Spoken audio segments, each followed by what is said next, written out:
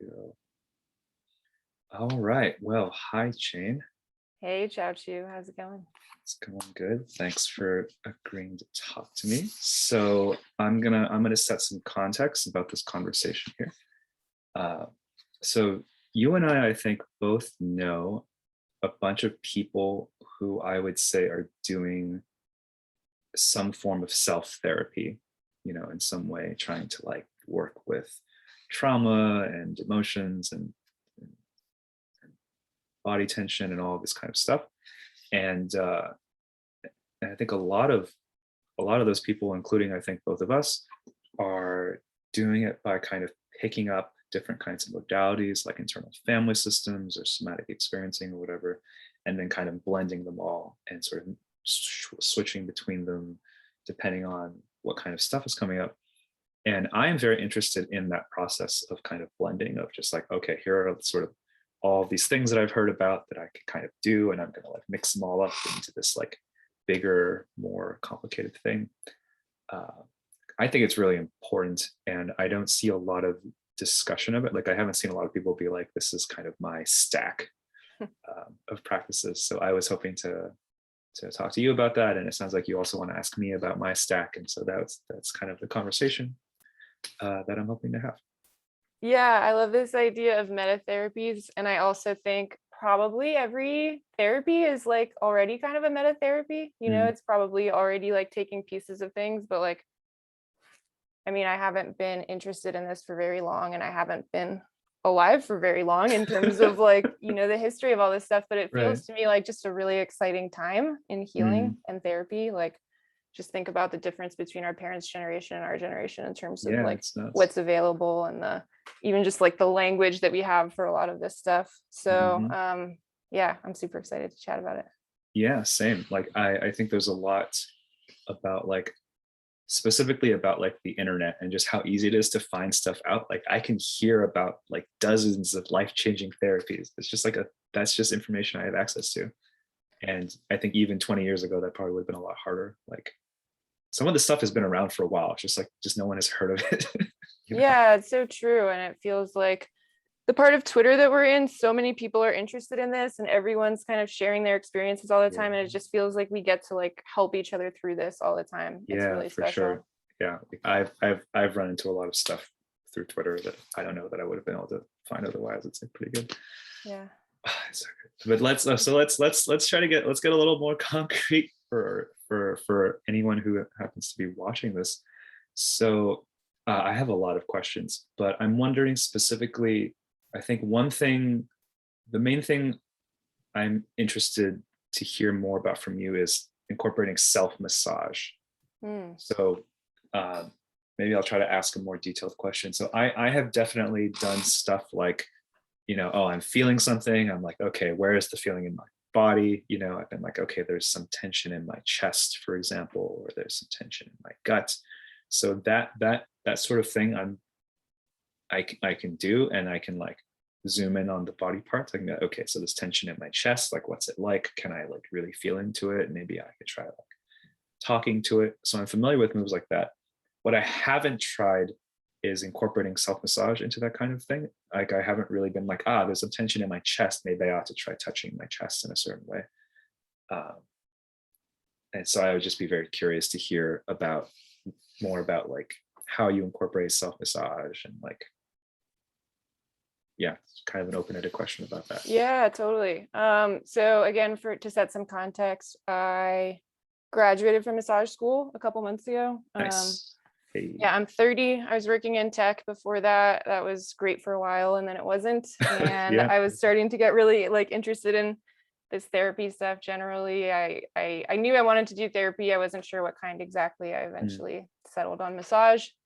nice. Yeah, the second half of 2021 I spent in massage school, and now I am almost a licensed massage therapist. Close. Hey.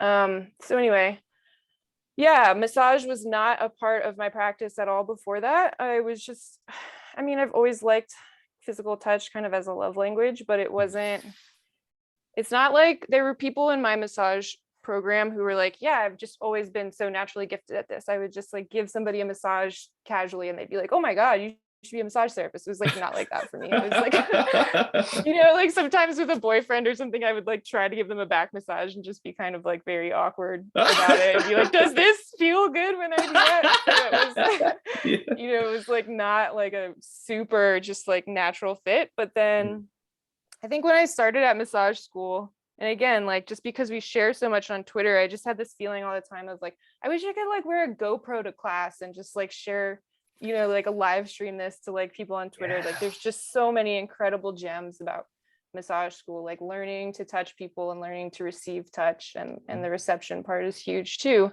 And yeah, very quickly became a part of my personal practice. And I would say it's kind of, it goes both directions in terms of like what you're describing. Sometimes I'll feel something in my chest and I feel there's tension there, or I feel there is something that just feels kind of stuck there. I can tell there's an emotional thing happening there that needs some attention. And so I'll bring self massage into it at that point.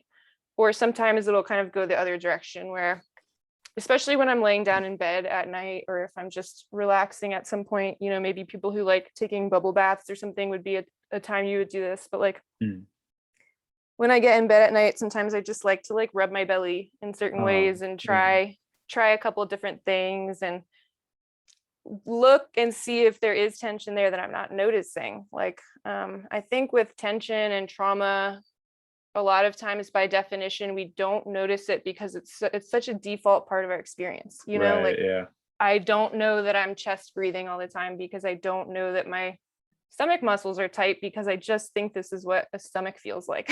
Yeah. You know? So I think it's really beautiful to also just explore self-touch as like a nice practice, a nice way to relax, a nice way to fall in love with yourself, a nice way to be gentle with your body, get to know your body better, you know, notice what things feel like, what changes day by day, what doesn't change, what needs attention that you're missing. And I think that like, I think every time you touch your body can be this way. Like, you know, washing your face doesn't have to be like a quick thing you're doing in the morning to like go about your day. It can like be this like slow, like sensual process of like really being sweet with your face, you know, and like getting to see what your face feels like. And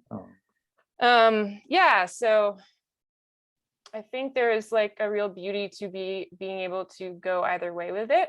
And then it's one of those things that's a little hard for me to say now that I sort of have this perspective of a massage therapist. It's a little hard for me to remember what it was like when I didn't have that. And so maybe for some people it is very alien to try to like massage yourself. Like I wrote a blog post a couple of months back with some self massage tips, and like I was trying very hard to avoid giving specific prescriptions because I think like a big part of this process is self-discovery and creativity and kind of like going with your intuition about your body. And some friends who were proofreading it for me were like, give some prescriptions, give people a place to start, you know, for people who really don't know what to do at all, or like just kind of need some help getting off the ground.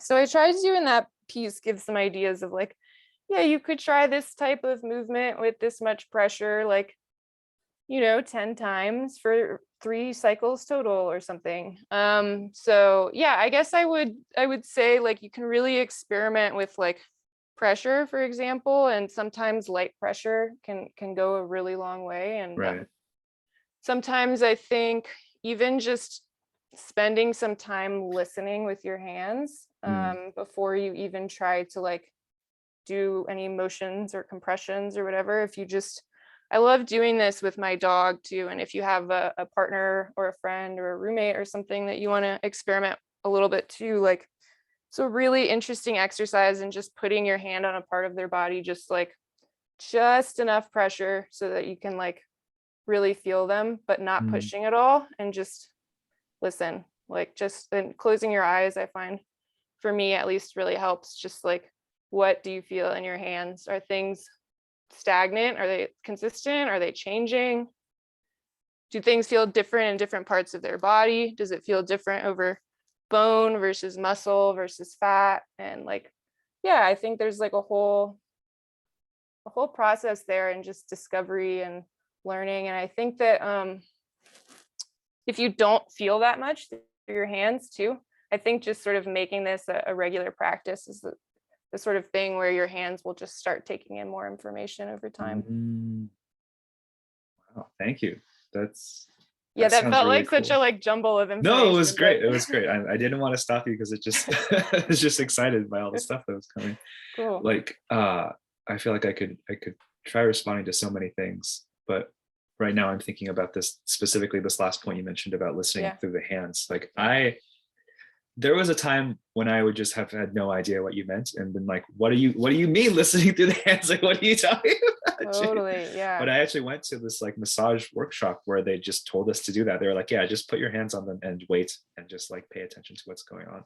And then I was able to do it. And I like had this experience of just like having ideas about ways to touch them. Like that just showed up and I was like, or I have a sense that I ought to try doing this. And they were just like, that feels amazing. And then I was like, all right, now I think I should do this. And they were like, that also is amazing. I was like, huh, okay, all right, something's Oh going my on God, here. that's so cool. So it was not like a clear sense of like, I'm getting this information that's telling me I should do this for this reason. It was sort of just like ideas floating in. It wasn't even ideas so much. Like I don't know how much I was thinking. I was just kind of like sensing, and then I started moving, and then I was like, all right, everything I'm doing is good. So I guess I'm just gonna keep doing it.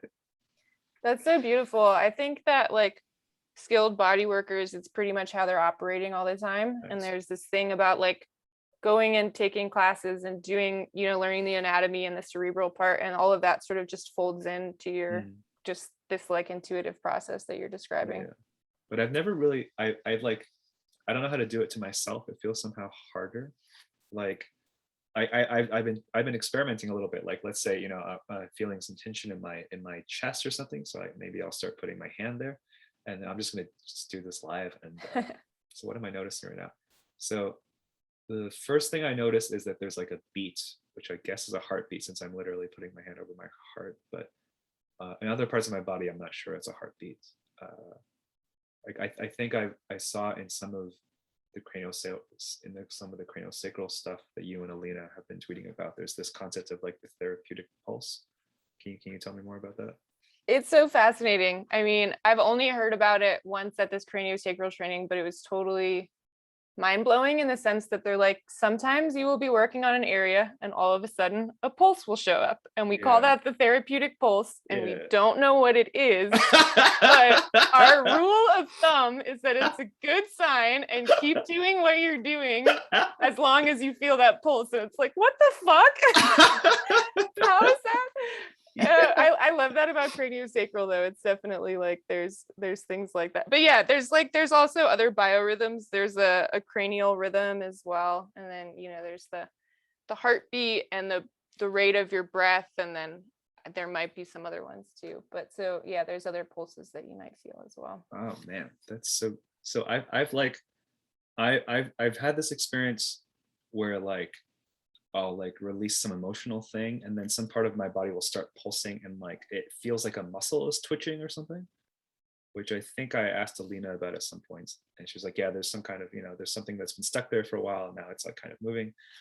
Uh, but sometimes, I don't know if I have a question here. It's just a thing that I've observed. Is sometimes it feels like a muscle is twitching and like, okay, that could be like a kind of pulse. Uh, and then sometimes it maybe feels less like that and then I don't know what's happening. Yeah, it's interesting. I don't really know the mechanism there either, but it seems to be something that like healing modalities take advantage of. Like the trauma releasing exercise seems like there's a lot of sort of shaking. What is it? Trauma releasing? TRE? TRE. Yeah. Yeah, it seems like there's shaking involved in that, tremoring. It's almost like, Yeah. yeah. And then there's definitely stuff where like what is it called? Reciprocal inhibition. Oh, There's some like massage technique where you use muscle stretching to help relieve tension. It's like, nice. yeah, I don't remember the exact mechanism, but it's something like antagonistic muscles. You can't, oh, I think it's used sometimes if somebody is cramping, which is a muscle twitch, is you contract the like antagonistic muscles because your muscles can't contract like both. You know what antagonistic muscles are? Kind of, They're but like please tell working me more. opposite of each Yeah. other. Okay. basically. So, and you can't contract both of them at the same time. So if you force the antagonistic one to contract, it'll stop the cramping muscle from twitching.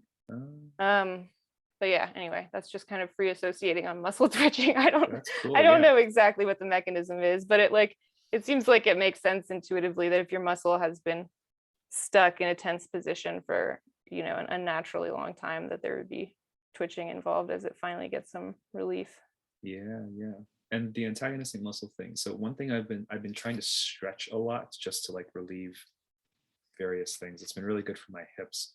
And one thing I'm coming to notice is that like for every stretch I need to do like the opposite stretch eventually, or Mm, else something starts feeling weird and unbalanced. Like I need to mhm. somehow stretch both of a pair of antagonistic muscles in order for things to feel good. Yeah. Yeah, that makes sense intuitively. I've heard the same thing about strength training, that you would Mm, like, if you're going to be working your quads, you have to work your hamstrings too, kind of like uh, helping the body, I guess, like maintain its natural balance. Um, yeah. So how has stretching been for you in terms of healing? so it confuses me a little bit, like, but in a good way. So like I don't know, just kind of taking the opportunity to tell a little story about that. I feel like the the way I was taught to relate to stretching in like high school gym class or whatever was like, oh, you have to like move your body this way as far as possible, and Mm, like, you know, you should try to like touch your like. There was always this thing about touching your toes, with your yeah. hands, which I was never able to do, and I felt so bad about it. I was like, Oh. I can't do it. Like I'm trying to do it right now, and I'm like, I can't do it. I felt like I was failing, like, oh, I should be able to touch my toes and I Oh. can't. I guess I'm bad. Oh. And that was such like a disempowering way of relating to stretching. And also it was just not helpful for me. Like my body didn't feel better after stretching. I was like, that was Right. very Right. painful and unpleasant and I Right. didn't like it. And just in the last couple of months, actually, I was like, well, maybe the last 6 months, I was like, wait a second, what if I stretched, but only in ways that felt good?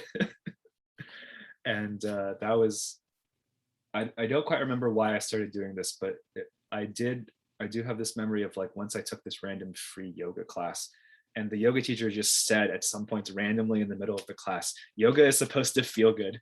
And I was like, wait, what are you talking about? Like, I thought this is where I come to torture myself for an hour a week. yeah, exactly. This was actually a revelation for me. I was like, wait, really? Are you sure it's supposed to feel good? Oh my God. And so then I was like, yeah, what if I stretched but only in ways that felt good? And when I started doing that, it became clear that the thing I really needed to do was to like hang out like right at the edge when it starts to get uncomfortable, and to just like wait there and just like wait to see if anything releases. And then Mm, like sometimes things would release. And I think, I'm not sure about this, but this I started doing this after I did a lot of emotional stuff like Nadera bioemotive, and it just like cried a lot and released a lot of chronic tension. And I don't know that the stretching would have worked before I had done all of that stuff, because I think that I would have just been like too holding everything too tightly. yeah. So Yeah. Pete Walker, the guy who wrote the complex PTSD book, he has this term. I don't know if it's his term. They call it muscle armoring in the complex PTSD context, where you Hmm. just like get really used to like holding your body really rigid all the time and just like, it's not safe. I have to protect myself from the Oh, bad stuff all the time. They're like, oh yeah, yeah. that's what it feels like, muscle armoring. So then he talks about like de-armoring as the process of like gradually learning to relax all of that chronic tension. And I feel like I have some sense that before I did a lot of the emotional work, I would have just been, like would not have been able to stretch things because they would have just like never relaxed. Just, oh, we have to stay tight forever. Um, but it seemed like I finally reached a point where various muscles were sort of prepared to start relaxing. But I did still have to stretch them. So I would start like gradually doing like leg stretches, and I'd be like, okay, let me just try to like get this leg in a position where it just barely feels like a stretch, and then let me just kind of wait there for a while, and then something would relax if I like waited in the right position. And I'm like, like Mm, I was super, I still am like extremely tight in the like, I don't know what this is called, but like the inner thigh, like mhm, right next to mhm, the genitals right here, mhm. like whatever those muscles are, it's just extremely, extremely tight there. Like I never used to be able to do the splits or anything like that. Like just my whole life I've been extremely tight there. And I finally started relaxing some of those muscles, and it just felt so good. It was like waves of just raw bodily pleasure from relaxing these muscles. And it was like, Wow. Wow. and like sometimes it would make me really horny. Sometimes it would just be like just really nice. Sometimes I would like breathe more easily after I relaxed some muscles. Wow. Like everything felt so connected to everything else. Yeah. So that's been really cool, and I've just kept doing that, and that's just has kept being good. Like often I'm like in a bad mood, and I'm like, why am I in a bad mood? And then I stretch, and I'm like, not in a bad mood anymore. Yeah, that's really relatable for me. I've had kind of a similar journey with stretching where like I kind of started with it and wasn't really getting anywhere with it. I also, it sounds like you do like all kind of self-guided stuff. You're just, yeah, I was always doing like YouTube yoga. I started it like when the pandemic happened, and I was like, oh, this is amazing. I can just do free yoga at home all the time on my TV. And there were small benefits, but yeah, I find that like when I'm listening to somebody do it, I'm like that much less in my body. Also, I'm trying to follow along and keep up with what they're doing. And so I don't really have the time to just like completely be in it and listening to my muscles. And yeah, I also just didn't know how important safety, like the sense of safety was. And I was, yeah, just kind of trying to like push my hips to be more flexible. And like, I don't know, I just am hitting a wall here. Maybe I just am not meant to like, I guess the feeling was like, maybe there's just too much damage done to my hips and I'll never be able to have flexible hips. But yeah, I basically stopped stretching then and spent a year crying a lot. And now I'm like finding my way back to yoga. I've been doing Rosalind's Heart of Yoga program recently, and like have totally fallen in love with it. But again, cool. It's like I listened to the video enough that I could memorize the like daily practice that they recommend, and now I do it without the video because it's so much easier for me to like be in it that way. Oh man, yeah, I'm really curious. What's Rosalind's program like? She seems really cool. Like she has a cool program. Yeah, it's so different from other yoga that I've done in that it's all about the breath. It's like which like in other yoga classes I've been in, they do talk about the breath, but it's more like you'll be doing a movement and like right as towards the end of the movement, it's like, don't forget to breathe. You know? And it's like, oh fuck, I forgot to breathe. I'm so bad at this. And so again, it can turn into a thing where you're not breathing and you're like pushing. And this is literally every single movement. It's like you start the inhale before you start to move. And you're doing the entire movement within the inhale. And if you're running out of inhale, you do the movement faster. And so like you finish your inhale, and then you start the exhale before the next move. And she said something really interesting I've been taking classes that she offers too. And she said something really interesting in a recent one, which was something like the asanas or the positions are simply ways of arranging our body in order to let the breath and the prana like reach everywhere in our body. Ooh.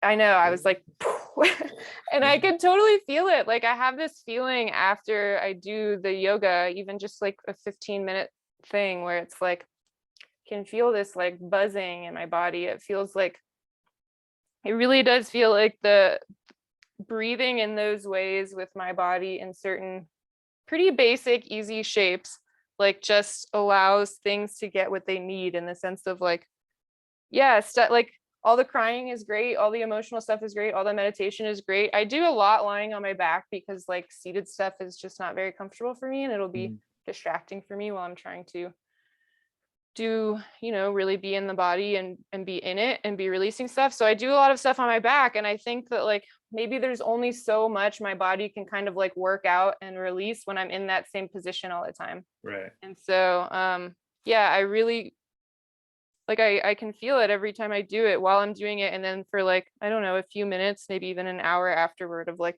my body readjusting things and figuring things out, that it was able to like, just from those pretty basic movements and breathing the whole time, it's like, yeah, the breath is so incredibly powerful. It's like Mm. amazing how much you can do. I have not really explored breath work. There's so much interesting stuff out there, but it's amazing that we just carry this around with us all the time, and it has all these like magical healing properties. Yeah, yeah. Breath is also not something I've explored. I've been a little, I get a little worried about like being too top down with my breath or something, because Yeah, breath is such a funny thing because it's both so automatic and also so under conscious control, right? right, right. And so like I always like, yeah, I guess I worry about like imposing things onto the breath as opposed to like letting the breath arise or something. So I don't like Definitely. I have, these are the things that come up for me. But I am, one thing I have noticed, for example, is like when I'm in, I don't know, there's like a fancy yoga term for this position, but I've forgotten it. But like Slav squats, you know, like I'm just squatting, and like uh, it feels a different to breathe in this position compared to normal. There's a like a different things are happening in my, I don't know where this is, in my hips, I guess. If I like really breathe like low in my body, like if I'm really breathing down into my hips, it like feels different in this position in a good way. And like, Mm, yeah, it's nice. I'm just enjoying breathing in this position now. nice. Yeah, I find it really helpful whether I'm doing yoga or not. Like if I'm just doing one of the, one of these metatherapy things, imaginal practice or whatever, self massage of like whatever area I'm focusing on, I kind of imagine breathing into that area. And I don't know Yeah, like what is actually happening physiologically there, but it tends to be super effective. yeah. I remember the first time someone gave me like a sequence of breathing instructions. They were like, breathe into your chest. I was like, okay, I think I know what that means. You know, then they were like, okay, now breathe into your gut. And I'm like, well, my lungs aren't there, so I don't know what that means anymore. But I was like, okay, well, I can do that, and that feels, I can follow that instruction, and it does feel quite different from whatever breathing into my chest is doing. Mm, You know, like I'm activating my diaphragm more or whatever. I don't know what it is, but like, okay, yeah, breathing into my into my gut. Got it. Yeah, that's different. And then they're like, okay, now breathe into your hips. And I was like, I definitely have no idea what that is. But also it feels different. Like I'm just at whatever that's doing at the very least, you know, it's like activating different muscles right, along right. with the breath. And I'm like, okay, well, that's something. They're like, now breathe into your legs. And I'm like, okay, I definitely, I extremely don't know what that's doing. Yeah, yeah. But I guess you can just breathe into stuff. That's just a thing that you can do. It's very weird. Yeah. My sense is that there's also just like, there's something about like bringing awareness to different parts of our bodies that Mm, is like in itself so powerful. Like an mm. image that I had come up recently when I was massaging some friends, and they're like they're like really, they have a really high level of embodiment. It's really fun to massage them. They're also just like Oh, super energetically attuned, so I feel like my oh. job is easy. It's basically like I find a thing, I like kind of hold my hands there, and I feel like their bodies can figure it out super quickly. And Nice. it's like the image I had is like a hunter and a hunting dog. I think they're called pointers. It's like the dog goes and points at the bird, and then the hunter can see it and shoot it, right? And it's like Mm. all I have to do sometimes is like point, and then the body's like, oh, found it, got it. I can take over from Oh, here. It's like just kind of helping the body's natural healing mechanisms. Like your mm, body's in theory always trying to find its way back to homeostasis and balance and a right. healed state. And so yeah, it's hard with awareness stuff because like what I find is that I have these awareness gaps, and they're like almost like blackouts, and then my mind will kind of like map my body around it, so I don't Mm, notice the awareness gap because it just, yeah, I have might have a feeling of having a complete body without that spot, because I just map around it, and I can see why it's right. useful for my mind to do that, but it is also kind of like feels counterproductive sometimes. It's like it would actually be way more helpful if I notice the awareness blackouts more easily. Right, But right. yeah, so even if that like breathing into your legs thing is not actually like bringing breath into your legs, like I think there is something about the visualization Mhm, aspect, that's like bringing a like loving bright awareness to that part of your body, because I mm, think the quality of the awareness feels very important too. If it's like curious and gentle and loving versus like I have 5 minutes. I'm pissed that I have muscle tension in my quad. Like, come on, quad. Let's release I'm this. gonna Hurry fix up. it. Yeah, yeah. Yeah, there's this whole thing about, I guess you could call it the use of force in the work. Like Mark Littman, who kind of is the closest thing I have to a teacher right now, is very big on this. He's very big on like somehow at least paying attention to use of force. And like we talked about this with respect to stretching, but it also applies, I think, to all sorts of other kinds of inner work. What's his thing, his modality? It's really general meta. He calls it global wayfinding meditation. It's like you could call it meta meditation. It's extremely broad. It's basically like do what seems good, Cool. I like including modifying your notion of what good means. And it's just a whole. that. It would take a while to get into, but I've really gotten a lot out of it. And he pays a lot of attention to use of force. And like I think the stretching is a really good metaphor for this, of like if you try to like force, you can try to like force your body into a particular shape. You're like, I have to touch my toes, or else I'm bad, or whatever. That's sort of like one way you could do it. And like the use of force in that context is just like, it just hurts. You're just hurting your body, and you're pushing it past what it's ready for, and it's just not pleasant. And I think very top down, like you said before. Top down. And I think there's more emotional analogs of that. Like I went through a period where I felt like I was being kind of forcey with the Nadera, the biomotor. It's like, okay, it's time to cry this out now. I gotta make myself really sad that I cry.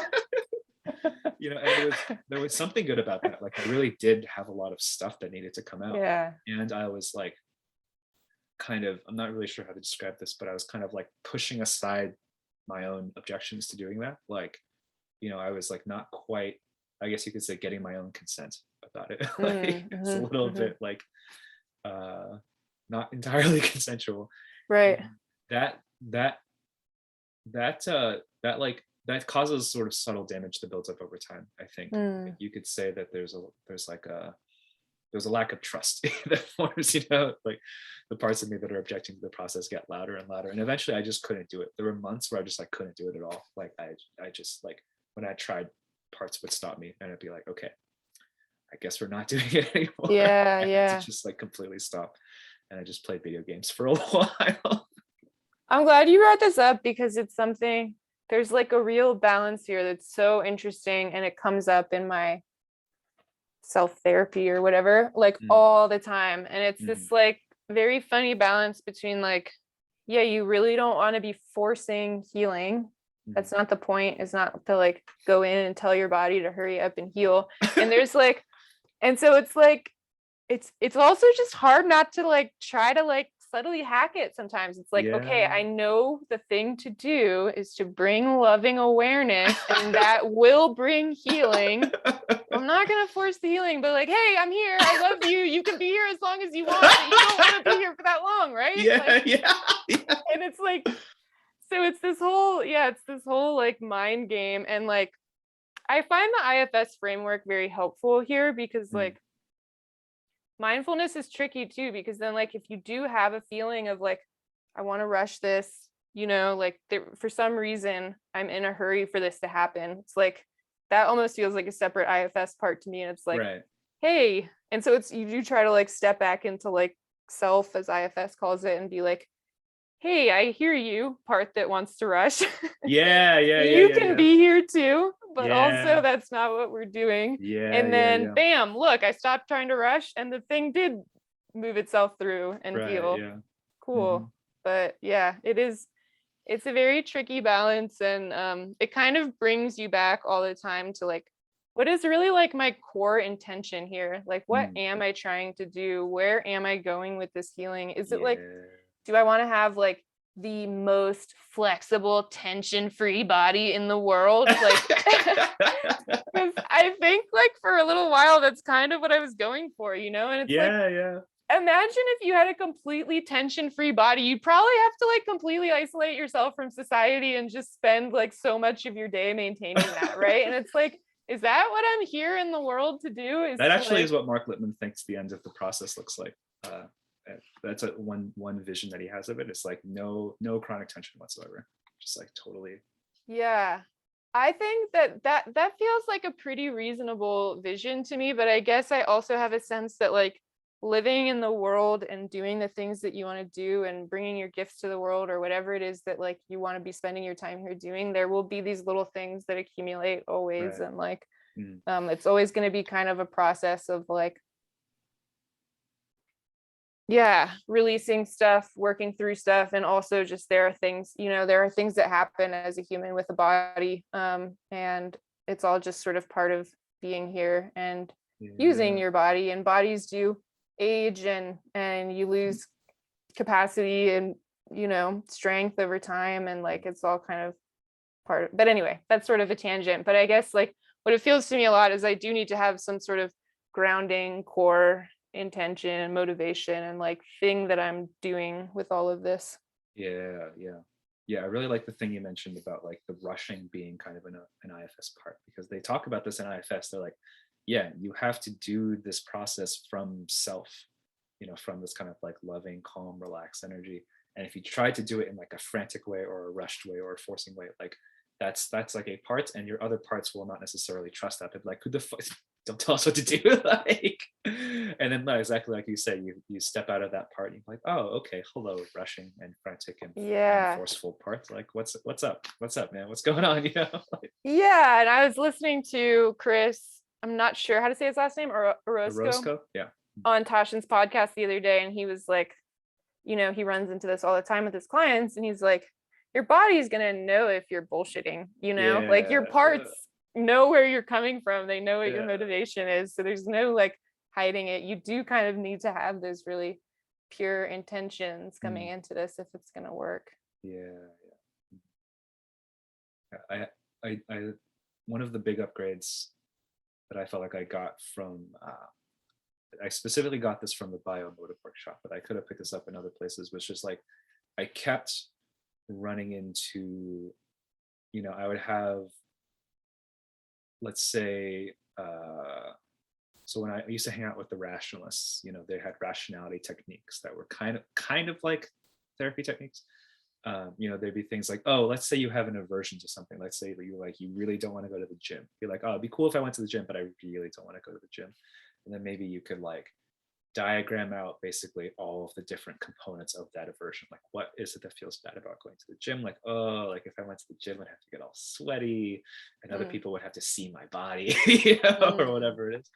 And we had all these techniques, and I used them when we were like at workshops, and like everyone was like, okay, now we're all gonna like practice the thing. And I was like, great, we're gonna all practice the thing, and I use it. And I saw that they could be helpful sometimes. And then I would go home and I would never do it. I would never do them. And I kept running into this and was like, well, this is, I don't know what's going on here, but this is really lame. And the sort of the upgrade I got from biomotive was just like anytime I was doing a process like that and I started resisting it in some way, that I had to recurse and sort of go meta on the resistance, exactly in this way of like, okay, hello, resistance. Seems like some part of me doesn't want to do this right now. All right, you can welcome that. Like, what's up, man? What is the objection? And like just constantly having to like recurse on whatever is coming up, and like making that the new focus of attention. Like, okay, there's some resistance here, or there's some rushing. Rushing, I think, is also a kind of resistance of like, let's get this over with. I don't fucking want it. I want to be done with this already. Like, okay, there's a part of me that wants to get this over with. Let's open that. Like that has felt so key as a move to be able to make, and as opposed to just like kind of grinding on the object level thing forever. Just like, okay, we're gonna go up one level. Okay, there's some reason I don't want to do this. It feels bad in some way.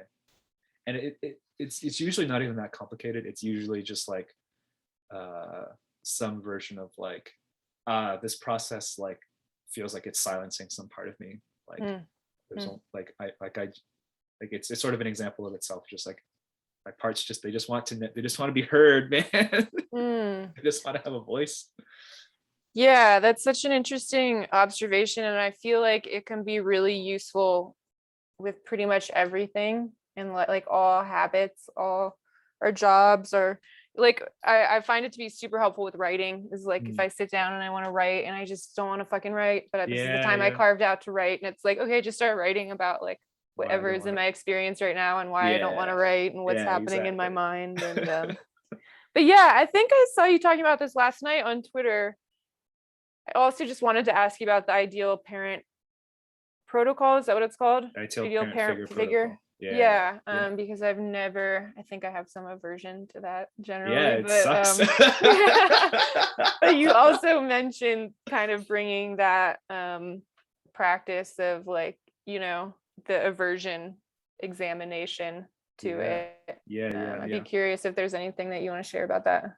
Yeah. So the just to give a little context, the ideal parent figure protocol is this is another one of these therapeutic modalities, and it makes a very specific and strong claim about what it can do. It claims that it can just straight up heal insecure attachment. That's the claim. Wow. And like that's a strong claim. Like I don't think most other modalities can do that. Like you can work through, like, I think a lot of like IFS type stuff without really changing your attachment style that much. And like I have personally had lots of insecure attachment stuff in my life, in my romantic relationships. Like the way all of my romantic relationships end is that like everything is really great until the moment she starts pulling away. And then I'm like, no, don't leave me. And then I freak out. And then just, like I freak out more, and then she pulls away more, and then I freak out more, and then it's bad timing. Yeah. So this has been like a really big deal in my life, and like someone being like, you can literally heal that. That's something that you can heal. It's like that's Not just, sorry to interrupt, like not just healing it, but healing it not in a relationship. Like not in a relationship. Yeah. It's pretty wild. It's a strong claim. And also the guy so I took like an online course. This is one of the things I heard about through kind of, I don't think necessarily, not through Twitter, but through just sort of the network of people I know who are kind of collecting therapy modalities. Yeah. So I took a little online course, and the guy who ran that course, Cedric Reeves, I think was his name. He's not doing it anymore, but he claimed also that it helped his ADHD symptoms, which was also wild. He was like, yeah, I was like doing therapy and meditation for 10 years, and they were not affecting my ADHD symptoms. And then this thing like dramatically decreased my ADHD symptoms. I'm like, that's nuts. And do you have ADHD? Probably. Yeah. I think it's getting better. But nice. Yeah. And this is part of a whole thing, like a whole connection between ADHD and insecure attachment, which maybe we could get into. I happen to believe that ADHD is basically insecure attachment, but it's a controversial claim. Some people do not agree with that. But I happen to agree with that. And so that's why I believed. I was like, okay, I buy that as like a possible effect of this work. So that was not a description of the actual thing. So the actual thing, loosely speaking, is you in some way try to imagine parents who are literally ideal. And like this isn't like, what if my actual parents were ideal? It's like I'm going to imagine a completely separate set of imaginal figures who are going to parent me in some way, who are going to like offer me comfort and love and support and just like all of the good things, and approval and like delight and excitement and just all these things. And so I started doing this in this online course with these guided meditations. So Cedric would have these guided meditations where he'd be like, okay, imagine you're in a safe place. And then I'd be like, what is that? I don't know what you mean, buddy. I don't know what that is. And in this safe place, this ideal mother shows up or whatever. And like the first time I tried doing this, I went from like whatever my ordinary baseline is to like fully freaking out in like 2 minutes. It brought up incredibly strong feelings incredibly quickly. I think the guided meditation said something along the lines of like, the ideal mother like fully loves you and fully accepts you. And I was like, no, he doesn't. Like I was my God. I was like, so it felt so painful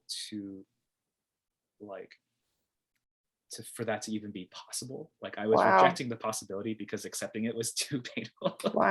So that was so I had to like pause the thing. I had like halfway through, I just had to stop listening to like try to process what was coming up. And so yeah, there's a lot of I can imagine similar other people that I know having similar issues with getting started. Like there's a lot of, Yeah. for me, like just after that, like the thing that came up when I kept trying to do it was just so much anger. Like I was so angry. I was just like so angry. Yeah. It's just Yeah. furious. And I just had to bring all of that to the ideal. I've never worked with an ideal father. It's just ideal mother. I'm too scared Mm. of working with an Mm. ideal Mm. mother. It's been all ideal mother for like the past year or something. But I just had to like bring all of that to her. I had to like, I actually like, I had to like I had violent fantasies. I like fantasized about killing her and stuff. Like it was really, just really intense. And I just let myself have those fantasies. I had some hunch that this was something that I needed to do. Yeah.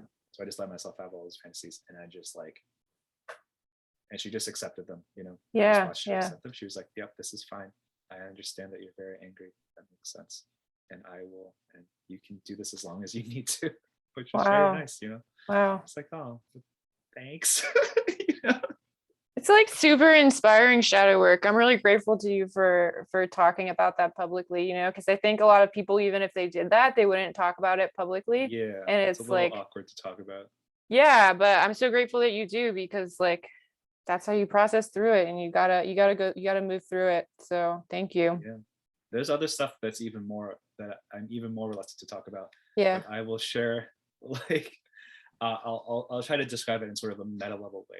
Like I had to just abandon all of the guided meditations because they just weren't like, Cedric would keep saying things like, "You're feeling safe now." I'm like, no, I'm not, Cedric. Mm, Like, don't tell me mm. what I'm feeling. I Yeah. really don't like Yeah. it when guided meditations tell me what I'm feeling. That's like the worst shit. I don't think I like it when anyone ever tells me how I'm feeling. Yeah, exactly. It's like, that's not your job. That's my job. Come on. For exactly that reason too. It's like, what could be worse than like not feeling it and then being like, oh fuck, I'm supposed to be feeling safe by now? Yeah. I'm failing at therapy. Exactly. It's just terrible. So I had to abandon the guided meditation, and I had to like just improvise a lot based on what they told us about what secure attachment was supposed to feel like. Like I just was like, okay, what could I imagine that could possibly actually cause me to feel safe and accepted and loved? And I just like, again, some of this contents are a little embarrassing, so I'll just be vague. I had to just imagine a lot of really weird shit, and then I had to imagine the ideal mother just accepting all of it, just like, yep, it's okay for you to be feeling all of these things. And then I was like, oh, nice. Like, That's amazing. That's it just worked amazing. out really well. Just like, oh man, acceptance. That would be crazy. Wouldn't that be nice? Wow. And so it took a while of just like this weird kind of trust building process of just like, okay, well, what if I imagine this weird thing? And then she'd be like, that's okay. And then I'd be like, well, what if I imagine this weird thing? And then she'd be like, that's okay too. I think it's such an important part of healing is like, I mean, my sense before this conversation was that we sort of needed other living, breathing beings to be like, okay, you're having that thought, you're having that feeling. Okay, I accept you. I still love you, you know, and just like more and more parts of ourselves, the scariest, ugliest parts of ourselves, and have that happen. And it's incredible to me to hear that, like, even just like an imaginal figure like that, like receiving, being witnessed and receiving acceptance and love that way, imaginally, like, still has such a healing effect.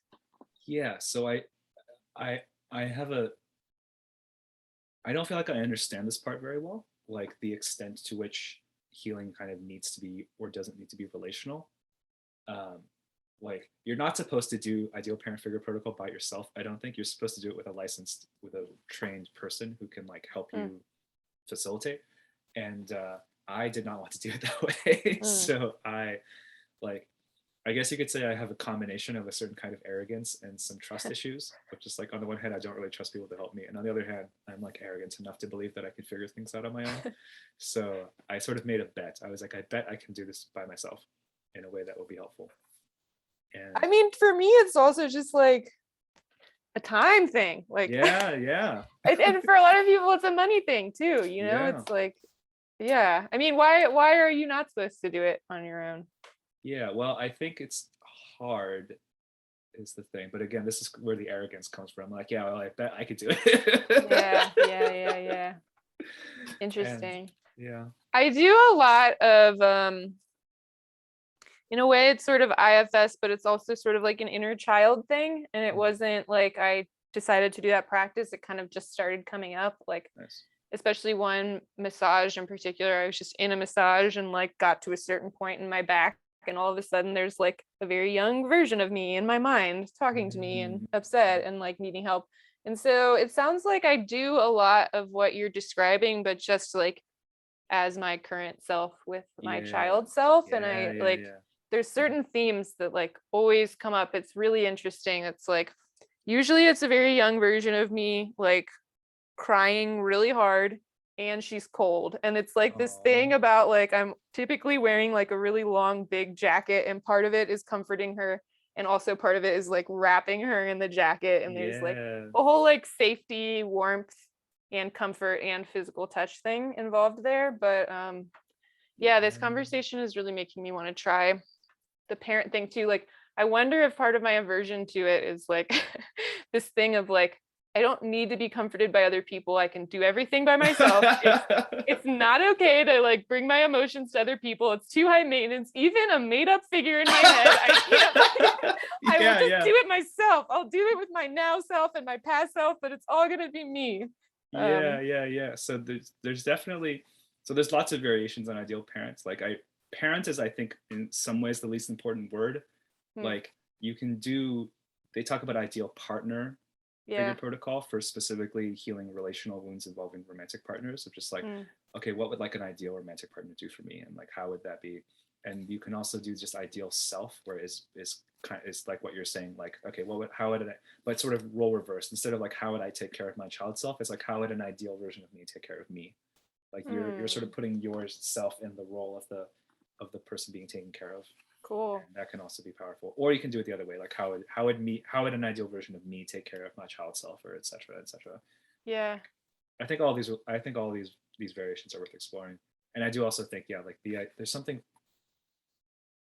the parent version of it will likely bring up lots of feelings for various people, Yeah. Yeah. possibly related to their real parents, possibly, like you say, related to like independence and dependence and all of this stuff. Like for me, it feels somehow very significant uh, to be taken care of by a woman. Like there's a really specific way that that feels for me that I don't Hmm. think I would get if I was taking care of myself. Hmm. And I could be Hmm. wrong, but like, so I'll share one of the embarrassing things that I do is that I started pretty early on being drawn to breastfeeding imagery. It was just Hmm. like, you know what, I'm just gonna fantasize about breastfeeding for a while and we'll see what that. Interesting. And it Yeah. was extremely calming. Like there were parts of me, like I would like start feeling some other unrelated thing, and then I would get really panicky, and then I would visualize being breastfed, and then I would just stop panicking in like Fascinating. a minute. And I got to I got to I had the sense that that imagery was touching really young child parts that were like nonverbal, and so I didn't know how to talk to them, but they responded to the imagery, and I was like, huh, all right, I'm just gonna roll with this. This just seems like good, This is like very kind of primordial imagery here, and like Totally. I'm just Yeah. gonna let It's like myself enjoy it. primordial nourishment right there. Yeah, exactly, Yeah. exactly. Yeah. Yeah. It makes me think you and I have talked a little bit about my like disordered eating over the years. It's been Mm, many years and just, yeah, many different phases with it. But I've like for a lot of years, I just didn't understand it and hated it. And it was too like full of shame for me to examine it at all. And I mm, didn't have any kind of self-love, self-trust, emotional intelligence foundation, for any of that. But like more recently, I've started to examine like what is happening when I'm panicked or just like very thrown off emotionally, and it really feels like the only thing that can help is eating. Like what mm, is happening there? And mm. like upon examination, it really is like this is very embarrassing, but this feels like love to me. Like there's something about eating chocolate where it's like, yes, this is the love that I need that helps me stabilize amidst like these very turbulent emotional Yeah, yeah. conditions. And yeah, it really feels like it is literal nourishment, you know, it makes a lot of sense. And it probably, I don't really remember how that started for me, the thing of like emotional eating. But I mean, if you look around at our society, it's obviously Yeah, hugely yeah, prevalent. yeah. This was a like food and love are very closely related. Like you can Yeah. find there's literature about this, like in the sort of attachment theory context of like food as feeding as an attachment behavior, like the Mm, ways that you were fed as a child growing up, like being part of your relationship to attachment broadly. Like there's a yeah. whole thing there, you know. Yeah. Yeah. It's like, I mean, like you say, it's like literally how you literally survive. Like, Right. Right. Yeah. And same with the breastfeeding.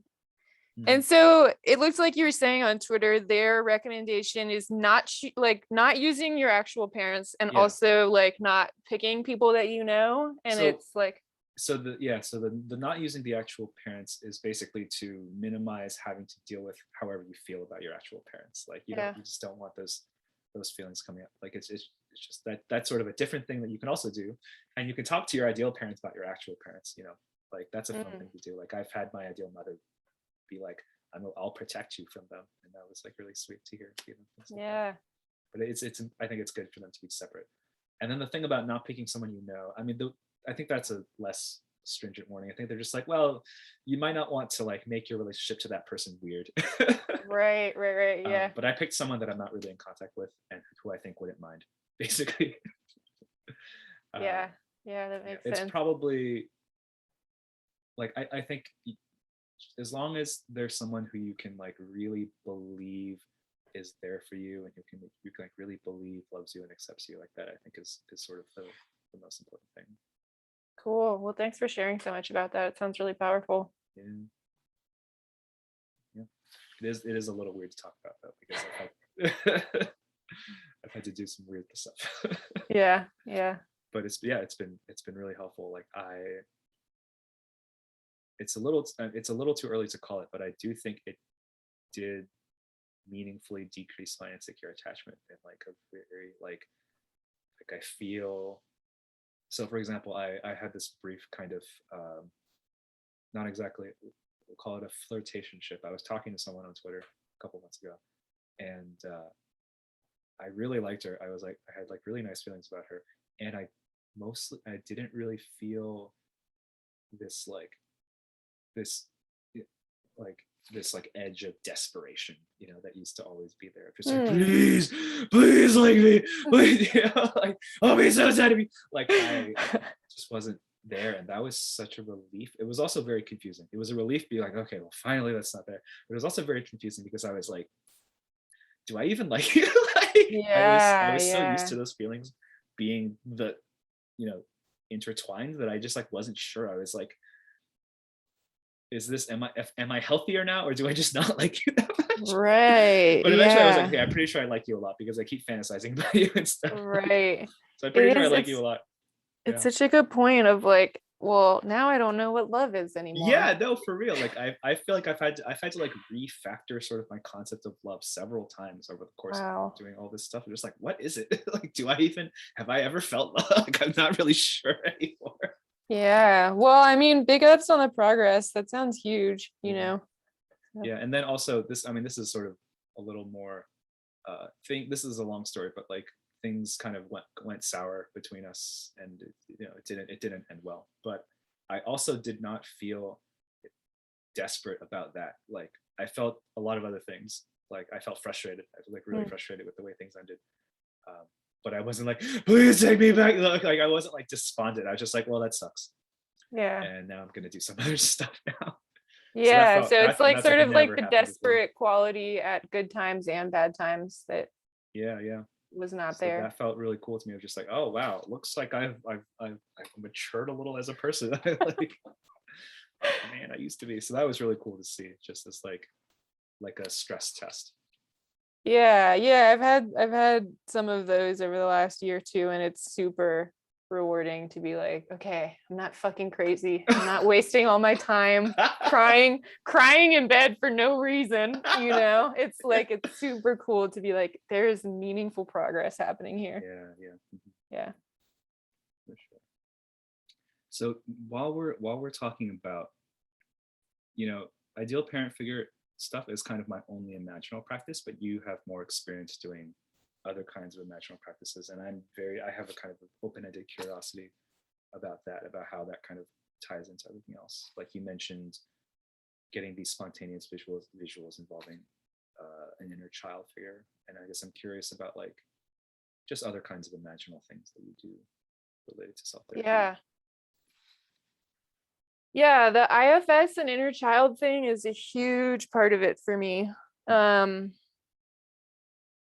This process, or this practice in particular, surprised me because I've always been a very verbal person and had very limited visuals, very simple like dreamscapes. I would like talk to people and they would tell me about the plots of their dreams and like the visual complexity, and I'd be like, that's a thing.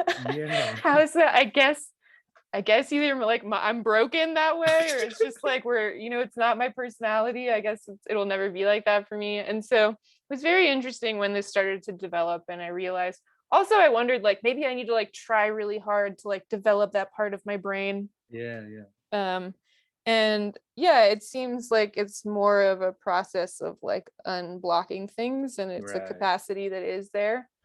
And so, but I still like I do this shared imaginal practice every Sunday with a group, and it's very interesting to like guide different people through it and to hear about people. We kind of come together as a group afterward. We split off into groups of 3, and then a lot of people share about their journeys, and like some people have really, really complex ones. Right. And then there's just like all these different, it's a very personalized thing. Like everyone kind of has very different versions of how theirs go, and like some people are really visually complex, some people it's really more about like bodily sensations and energies. Right. And things, and I would say mine is still more in like, it tends to be a lot more about like I have sensations in this part of my body, and or like it feels like there's some energy stuck in this part of my body and it wants to move, and kind of like bringing a calm, loving awareness to that area. Then sometimes I'll get flashes of things, I'll get a mental image that flashes. A lot of times it's something as simple as that. It's not like a full memory or something, but it'll just be like a flash of a person, or just whatever the case may be, an animal or a scene or something. And it's kind of like a little clue about like, I guess like the emotional memory that's stored in that tissue. And what's weird sometimes is when it's like, I do not recognize that person's face. Oh, shit. Yeah, I've definitely had ones that I think were just like very old, and like my tissue was able to like capture somebody's face, but my brain doesn't like remember or something who that, and like can become a process of like, I just do so much like talking to myself, talking to my parts. I do as much of it out loud as possible. That's kind of a bioemotive thing that at least that's where I first learned how much more effective it is for me personally to say things out loud and feel resonance that way. I would say for me, just thinking stuff is the least effective. Writing stuff is more effective, and then saying things out loud is the most effective in terms of like feeling into resonance. And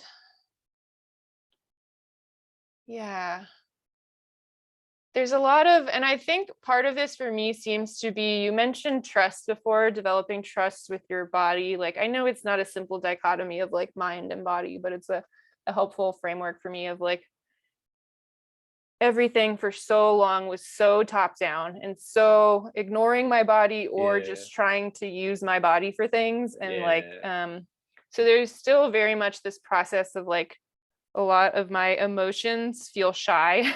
A lot of my stuff really needs to be coaxed out and reassured that it's actually okay to feel this way, and it's actually okay to have these emotions in this situation. And there's just so much sort of like dialogue and reassurance happening, and that kind of like, that comes into my imaginal space a lot too. Like an example of that, and I learned this from Maya on Twitter. Do you know her? Diamond Di. Yeah, I did a IFS session with her once and it was great. And it was like, sometimes I'll feel into something and it'll just, I can tell that there's something there and I can tell that it wants attention, but it's like, it'll just feel like a tiny little ball of tension or something like very opaque, and I can't like get much out of it. I'm not getting any imagery. I'm not like, I can't tell what the emotion is. It just sort of feels like this like dark stuck thing that's very hard to tap into. And so when Maya was guiding me, she suggested like asking it if it wanted to grow in size or move around or kind of express itself in any bigger way. And again, like not like forcing it to or telling it to, but just asking if it would like to. And that's been like one of the most impactful like little things I've picked up from somebody else for my practice, because I have so much stuff that starts that way. And then once I like ask it if it wants to grow in size or move around, a lot of times it's like, yeah, I do. Thanks for asking. I just like, I've been stuck in this tiny shame bundle for so many years. I didn't actually know that it was okay to grow and move around and stuff. And so a lot of times that actually like the imaginal scene will kind of develop out of that, or like something more elaborate comes. Yeah, like maybe I'll start getting more imagery after that, or more colors, or yeah, maybe I could talk a little bit about how we do the shared imaginal practice, because I think that'd be great. I'm very curious. It's also very similar. So I mentioned Chris Orozco earlier. Yeah, I did some shadow work with him, and that was like one of the first times I really started connecting emotions to specific parts of my body. And I find that like, yeah, his process for helping people do that feels very similar to a lot of the like imaginal kind of techniques. So one thing I really love about the practice is it's typically like you're not showing up to it like, yeah, I have some jaw tension and I would really like to work on that today. It's really more of like, you show up, and sometimes you can pick a concept. There's like a list of suggested concepts, or you can pick one, and it could be something like an ocean of uncertainty is one, coming home, the spiritual path, love. Somebody recently used their name as the concept, which I thought was cool. I feel like that would be very evocative. But yeah, and then it's really just like a matter of like, closing your eyes, feeling into your body. Maybe you'd say, if you chose the concept of the spiritual path, you'd say it aloud and just like go from there. Like, what starts happening in your body as you say it? What's resonating? Are you getting any visuals? Are there any colors that are coming up? Are there any shapes, any sounds? I've noticed in this process that like sometimes if I'm trying to feel into something, just all of a sudden a song comes into my mind, and it's like usually there's some emotional association I have with that song, and it's like, okay, that's a really good clue. Like that song like feels like grief to me, so I think there's some grief here that wants to be processed or worked with. So yeah, it's like this whole kind of like conversation with your body, and it's very much at the level of metaphor and archetypes. And I think there's something really powerful about having a guide, and like they ask the question, and it might be like, oh, I actually wasn't seeing colors before, but now that you're asking about colors, like my body is like, okay, yeah, this is the way I could communicate more what's going on here. So now there's some color in the scene. And so it's sort of like unfolding in a sense. It feels like you're not driving the narrative at all. It's just discovering it, but you are also co-creating it and interacting with it. And yeah, some really incredible things emerge. I found it to be definitely one of the most trauma healing practices that I have. And also there are other ways of using it. Like it's amazing for like creative brainstorming and future visioning type things. Yeah, that's kind of a start, at least. How does that all land? That just sounds really cool. I noticed I have this. So I took River the Wilderless's Imaginal 4-day Imaginal Oh, workshop, which was cool. cool, and we got to like practice a little, and that was really helpful. And the main thing that came up for me when I actually tried doing the practices, he would be like, "Oh, imagine a lake. There's something for you under the lake. What is it?" And then you can just go. You can like dive into the lake. You can like try to retrieve the thing. You can do whatever, just whatever occurs to you, whatever occurs in the image. And I found that I was so like I really wanted to control the image. Like Mm, I really did not like feeling out of control with respect to the image. mm. Like there was at one point there was like a sword. Like in the beginning when it was like, okay, what's in the lake? I was like, a sword, and I was like, okay, well, a sword. That's obviously there's gonna be a sword in the lake. Like, come on. And I was like judging the image for being too cliche or something. And then I was like, I don't want to pick up the sword, and then I saw myself picking up the sword. Wow. I was like, well, okay, I guess we're picking up the sword now. And then later there was like a big pot or something that showed up, and I was like, well, I definitely don't want to break the pot with the sword. And then I broke the pot with the sword.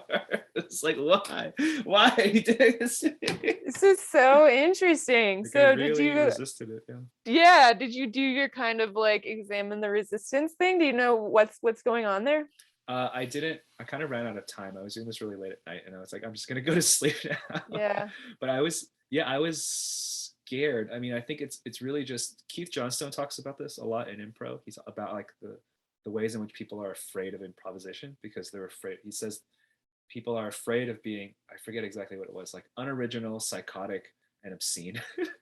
Wow. And I think I was like, just all of those things come up. I was like, I don't want it to be cliche. I don't want it to be too sexual. I don't want it to Right. be like too Right. like I Right. get a lot of cartoon imagery, and I never really know what to do with it. Like I'll get like, I don't know, Courage the Cowardly Dog or like anime stuff, and I'll be like, is this? And then I start judging it. I'm like, is this what my brain is made out of? Is my brain just made out of cartoons? Like, I don't know how I feel about that. Is my brain made out of Like, but cartoons? it might. Oh I my watched God. a lot of TV when I was a kid, like starting from when I Oh, was same. maybe 4 or 5 even. I was just like watching TV all the time. It's just like it's way up in there. So Yeah, sometimes I wonder just like how my life would be different if I hadn't watched reruns of Friends just thousands of times, like just not great social messaging going in yeah, I there. really Just don't. I worry about this, but like it also seems like as insofar as that imagery is in there. On the one hand, it's like significant to me probably, like, and on the other hand, it's like, well, it's what I have to work with. Like this is sort of this is the language that this part of me speaks, I guess, is cartoons. So I yeah, might as well get good yeah. at. I might as well, learn to live with this cartoon imagery. But I still find myself like resisting, like just like really resisting the process when I try to do it. So Yeah. I gotta take a look at that stuff. And do you feel like it's more self-judgment versus like the guide judging you potentially? Oh, what do you mean by the guide? Like the Like River was guiding you in that Oh no, these example, were right? these were solo. Oh, gotcha. Yeah, Okay. he was like, Okay. here's some instructions, and then he like had us do them solo. Yeah. And you mentioned also, I mean, you called it arrogance, but you were talking about like wanting to like do a lot of this stuff on your own. Have Yeah. you had, I think you've done um at least a session with Chris Orozco, if I remember Yeah. that correctly, but like have you done much like therapy, whether like with a licensed professional therapist or just like a more like alternative? No, basically no. Very Yeah, little. Yeah. yeah, interesting. I do find it really helpful, like I've been working with Rosa Lewis, Mhm. one-on-one for a couple of months, and I do find it really helpful with another person to build a container where like even when something is really hard for me to accept in myself, to be with somebody who can, through their presence and their like loving acceptance, help you get through that part. Yeah. It's really hard. It really takes a good fit. It takes a lot of trust Yeah. being built up. It's like it's Yeah. time, it's money, it's trying different people. But yeah, I would say that like I do a ton of stuff on my own, but having an amazing massage therapist and then like some really, really great like therapist, coach, mentor type people has been really instrumental for me in this process. Yeah, yeah, that would be nice. I do worry about finding a good fit. Like, Yeah, um, it's hard. yeah, it's just tricky. But uh, I would love to do at least one session with Rosa Lewis and just be guided through some imaginal thing. That seems really good. Yeah, yeah. Because I it's been hard to do it on my own. Like, oh, what am I doing? What's going on? It's so scary. Yeah, I do both. I do it on my own and then I do guided stuff. And the guided stuff is also just super cool because sometimes they ask you something that like you weren't expecting, or they just like zoom in on something that you were kind of glossing over, and it's like all of a sudden everything shifts and you like come to this big, it's like there's a co-creation there, and they're really not steering things, you are steering the whole thing, but it's these little gems here and there that like yeah, for example, something that Rosa has done that like totally blew me away, and I use this all the time when I guide people now, is like if there's some kind of like message that I'm trying to get, like if I give a message to my past self, or my future self has a message for me, or there's like something like that emerging from the scene, Ooh, and she asks me about it and I tell her, and then this one time she was like, okay, I'm gonna like repeat it back to you now so you can just like listen and take it in. And she just repeated it back to me, and it was having that happen that I just like burst into tears, and it was so yeah. wild. It felt like the tears were coming from the base of my spine. Whoa. It was so wild, but it was like Wow. I was the one who found that message. I said it out loud and was like, yeah, cool. That's nice to hear. That resonates. But then like being able to switch fully into reception mode and just hear Mhm. those words completely, and it was like Yeah. that was when I had the really big kind of like emotional release and kind of like got to the crux of the thing there. And yeah, so doing it in a guided way can be very powerful too. And I think there's also something where your body can relax in a certain way when like you're like someone else is kind of holding the container, and that Mhm. allows things, for me at least, to just flow that much more freely. Yeah, for sure. Like I've uh this thing about repeating the thing back is something they talk about in coherence therapy. Like they're pretty big on using the client's words as much as possible. Like What's coherence therapy? it's one of the modalities that I kind of use in my own coaching. It's a little hard to explain, but they're really focused. They do a lot of asking the client to, like, for example, repeat a phrase, repeat over and over again, or like, and try to like reword things in simpler, Mm, more emotional language, things like that. yeah. And like those are sort of some of the techniques that are involved. And yeah, I've been trying out just doing more repeating things that the client says that strike me back at them. And there was one moment in a session recently where they like said a thing that I thought was really significant, and I was just like, I wrote it down in my notes, and then I repeated it back to them verbatim, like slowly, and they were like, "Oh shit, I really said that, didn't I?" I was like, "Yeah, it seems really important." It's Whoa. like, wow, yeah, like, and I think what he said was something like, I felt like I was just kind of improvising that sentence, and I wasn't sure if like it's actually very, the thing I just said was like very coherent. It's like very meaningful, and like, yeah, it is. It Mm, seems really mm, significant. That was like a cool little moment that we got to that's have. Like awesome. there really is some kind of magic in like just hearing things that you say repeated back to you. It's like, oh shit, Totally. that's really happening. It also makes me think of like just repeating things yourself over Mm, and over. Like you've talked about this a little bit. It's really cool the way that you've tweeted about like emotionally processing while watching movies, the mm. way that you kind of like go back and rewatch scenes Yeah. and pick out like lines of dialogue. Or there was another one that you said that was like, imagine you're kind of like explaining what's like emotionally meaningful about the scene to Yeah, someone yeah. else, and maybe Uh-huh. use like very like basic little kid Yeah, language, and like yeah.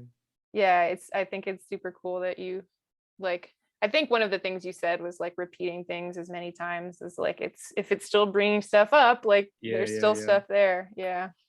Like I yeah, I think I have like a whole set of I think a lot of times when people cry, they're kind of like not completing it. Mm. Like they're kind of blue ballsing themselves. How so? So like I think so. For example,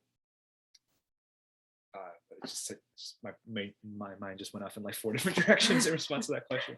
So I And think I'm like, when there's a this maybe when me there's like a taking so notes. I've had experiences with bioemotive specifically where I felt like there was a pool, there was like something that I'm upset about from the past or whatever, and there's like some finite pool of grief associated with it.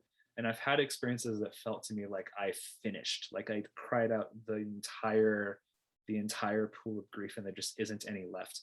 And like, what if if I go back to the same memory, like it just doesn't bring up any grief anymore, and it's like, oh, I'm just done. And I think I wonder anyway, like let's say you watch a movie and then something's and you start tearing up a little at the thing that's happening in the movie. I think at least some of the time that is sort of pointing the way towards like one of these pools of grief.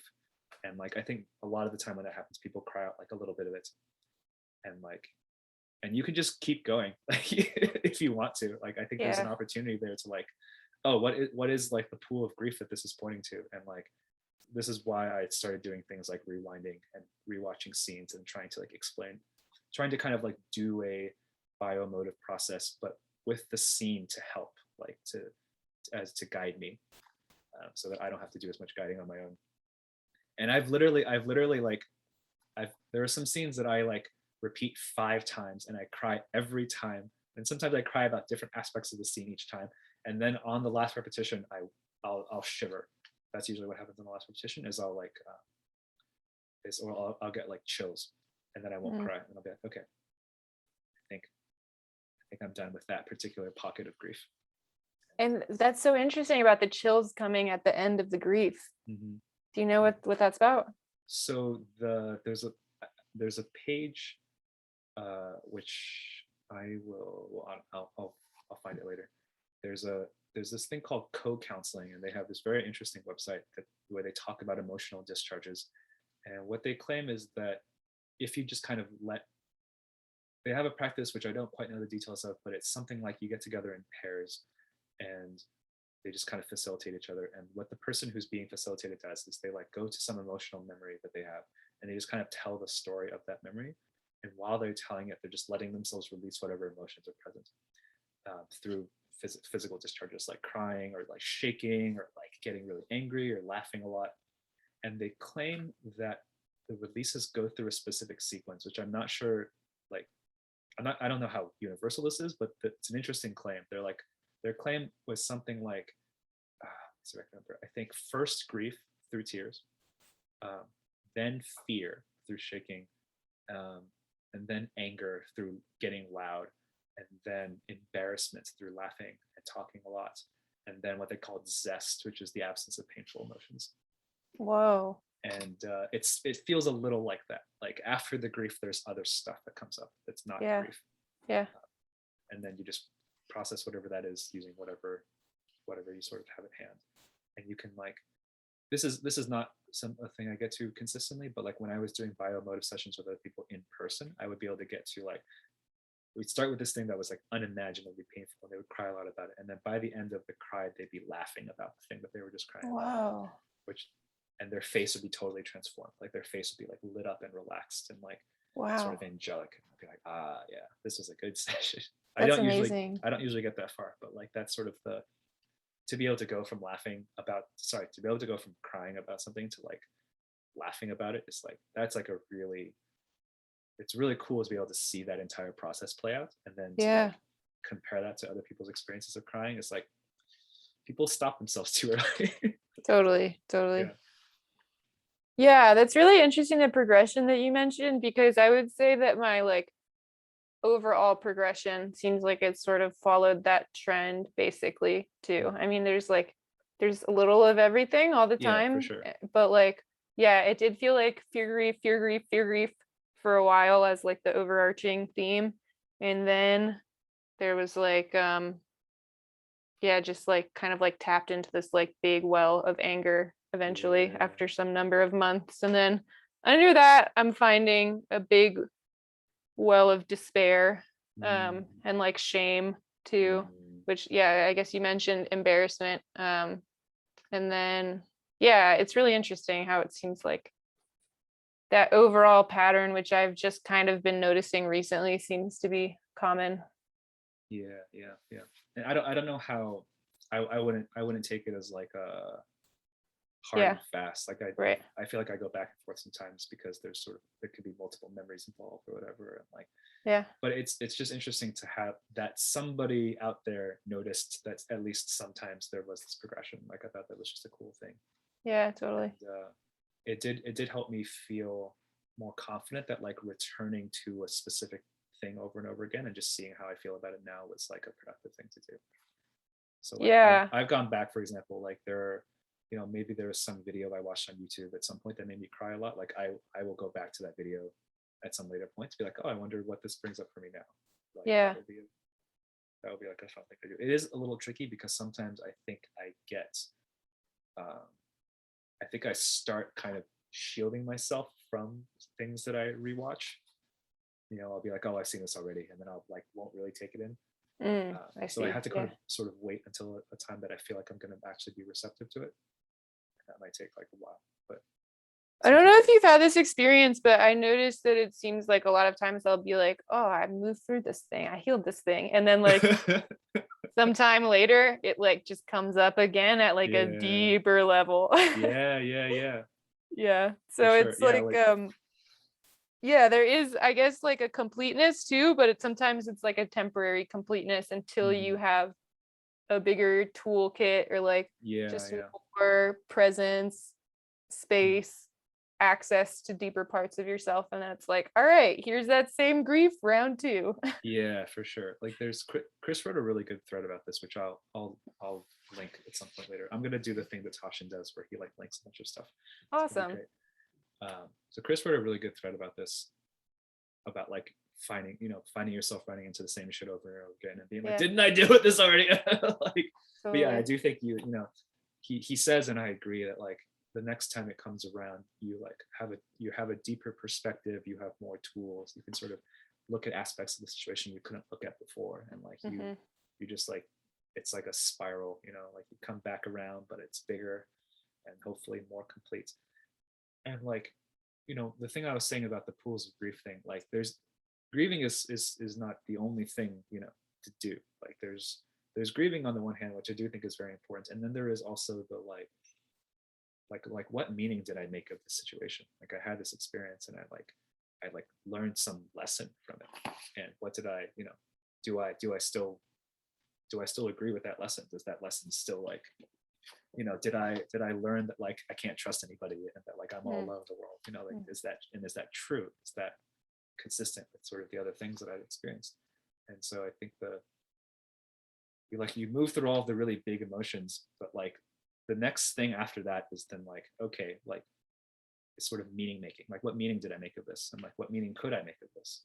And like I noticed even at the biomotive workshop, I did notice this happen spontaneously sometimes. Like sometimes people would, after they cried a lot, it seemed like they were in this really expansive state of just like, and they could kind of see aspects of the situation they couldn't see before. And they're like, oh, I never noticed this before, but X. And then they would like, they'd start making new meanings that they weren't making before. And I thought that was really cool.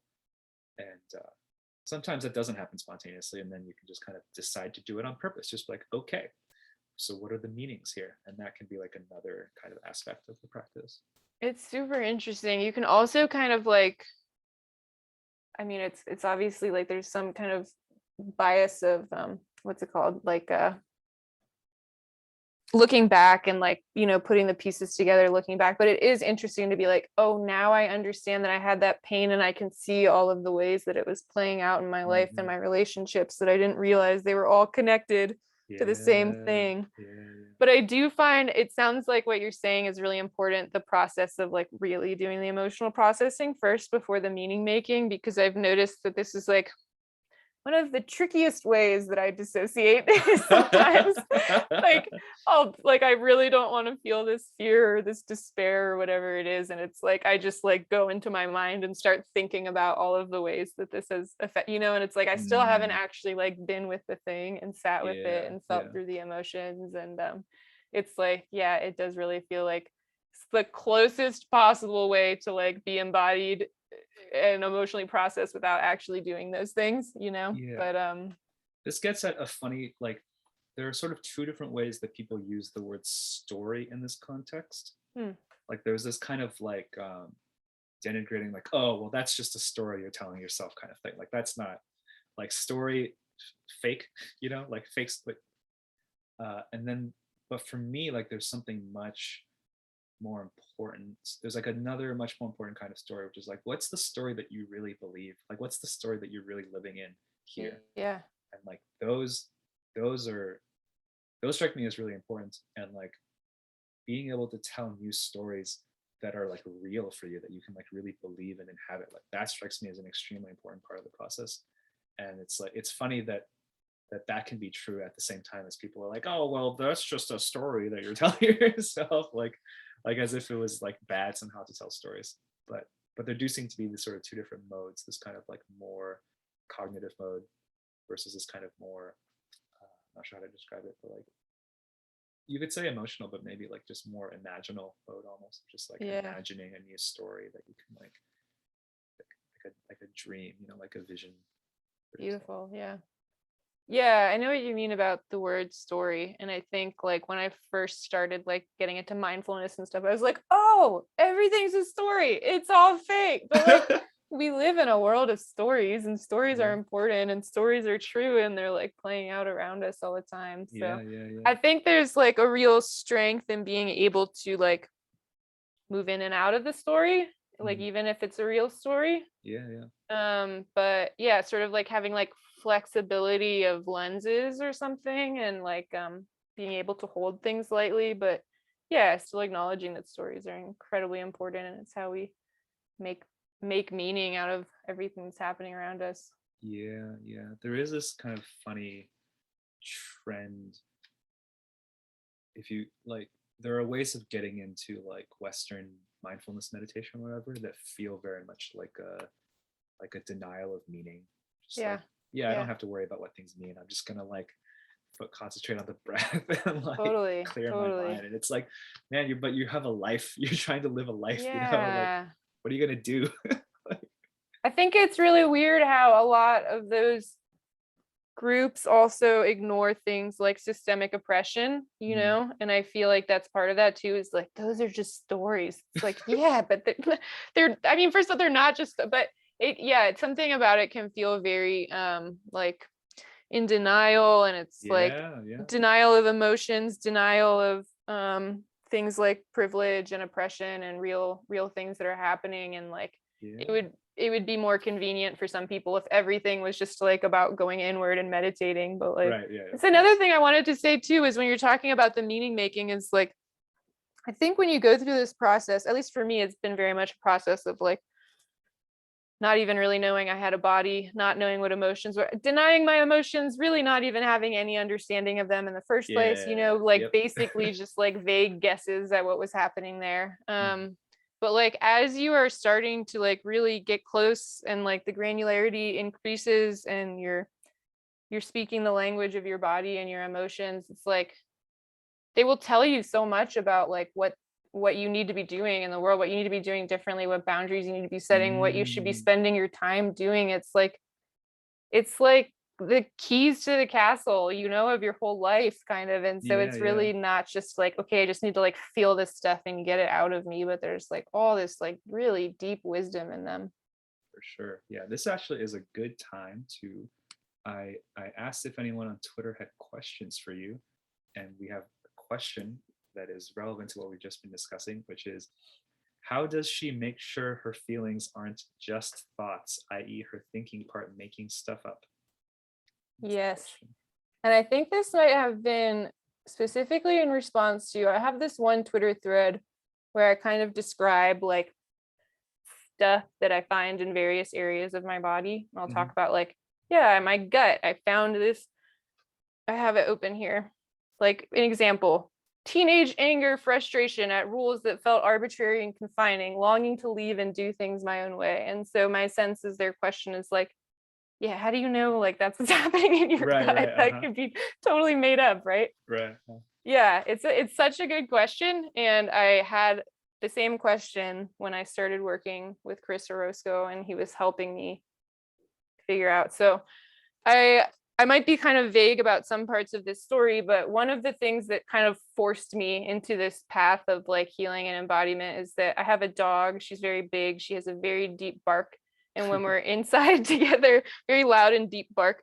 When we're inside together, like it doesn't really happen outside, but when we're inside together and something happens outside that makes her bark, like it's so loud. And it was like I don't think I was having panic attacks. I don't know if I've ever had a panic attack, but I was having really intense panic responses to that sound.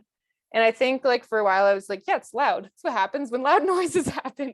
Right. And then one time like somebody was over and she started barking, and like I was watching the person who was over and he just like wasn't having a reaction to it. And I was like, what the fuck? Like everything in me feels like it's about to explode and he looks like totally casual. Like something, I think something is going on here specifically with me. And like Yeah. it was just incredibly unpleasant, and it made me do things like it made me behave in ugly ways towards my dog. It's like something really needs to change here. Like I have no idea what's happening, and I kind of need to like figure this out. And I started working with Chris, and yeah, it was like it was like about kind of locating the feeling in my body, which was very hard because I just knew it felt awful and I needed it to stop, and I didn't have any sense of where it was actually happening. And it's kind of like a slow gradual process, you know. It was like you really do need to work at the pace of your own body. And so it was a slow ongoing thing, and eventually I did find that it was like pretty clearly located in my chest, my heart space. And then I got the emotions down to like fear felt like the prominent one. I felt very scared. And so it's like, okay, I have a feeling of fear and I know where in my body it is. I'm still stuck in this space. Like it's still happening every time. It hasn't moved. It hasn't healed. And what Chris was saying is like, you know, what are you afraid of? And it's like, I don't know. It's like everything just feels awful. I feel like I'm about to like go offline. Like, you know, there's only so much of that my body could take before it just like kind of forced me into dissociation, basically. And Chris really felt like, you know, if you figure out what the fear is of, that will kind of be the key to moving through this. Because then, you know, your body will realize that like, okay, that's actually not a danger anymore. Like we don't need to have this panic when the dog barks.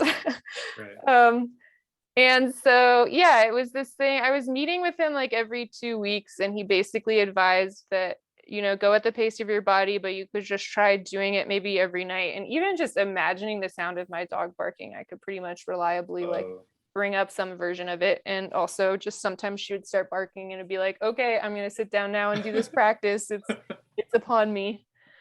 And I started to like pretty quickly within a couple of days of doing that, I started to have an idea, like, I think I know what the fear is of, but I also didn't trust it for, you know, this exact same reason. Like, is this just my mind being like, this is what a child in this situation would be afraid of, you know? Like I had a like this is the part where I'm gonna be vague, but like I had an idea of where this stuff was coming from, but I still didn't know specifically like what my fear in that situation was. And it did seem like, yeah, maybe my mind is just trying to like hurry through this and be like, yeah, this sounds plausible. This is the fear.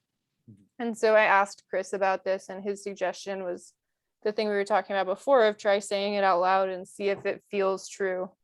And I think this would be like the crux of my answer to that question, is like finding resonance, kind of like whatever that means personally for you, and however you feel that, and however you develop some system with your body where there's confirmation, like For me, it can feel like it's gotten more fine-tuned with time, and it can really feel like a literal like buzzing in my body of like that's a yes, or like just Mm, kind of like absence of response mm, is like, yeah, it's not really hitting, you know?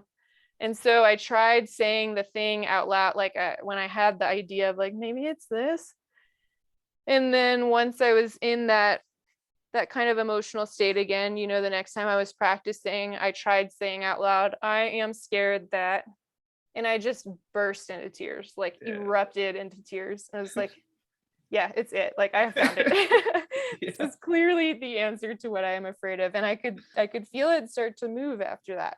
Mm, Um, yeah, it was wild. I actually felt this little tremble move up from my heart, up like through my head. mm. And I was like, what the fuck is that? Like I was totally new to energy type Mm, things then. I didn't, that was like the first time I had had a feeling like that, and it totally like blew my mind. yeah. But yeah, I would say that now I have just a much, it's amazing how just like in a year of these types of practices, how much closer you can get, for me at least, with my own body, and just the communication system is so much improved. And like as that trust and self-love develops, I feel like more and more just gets shown to me all the time, and it's become a lot easier to be able to tell what resonates and Mm, what doesn't. And having those types of IFS conversations and inner child conversations and things, like the parts will generally kind of tell me what's going on and what they need, yeah, you yeah. know, if they know. And it also feels relevant to say too that like things affect different people so differently, right? And like Right. I think a lot of the stuff I process is like I wasn't actually in any danger.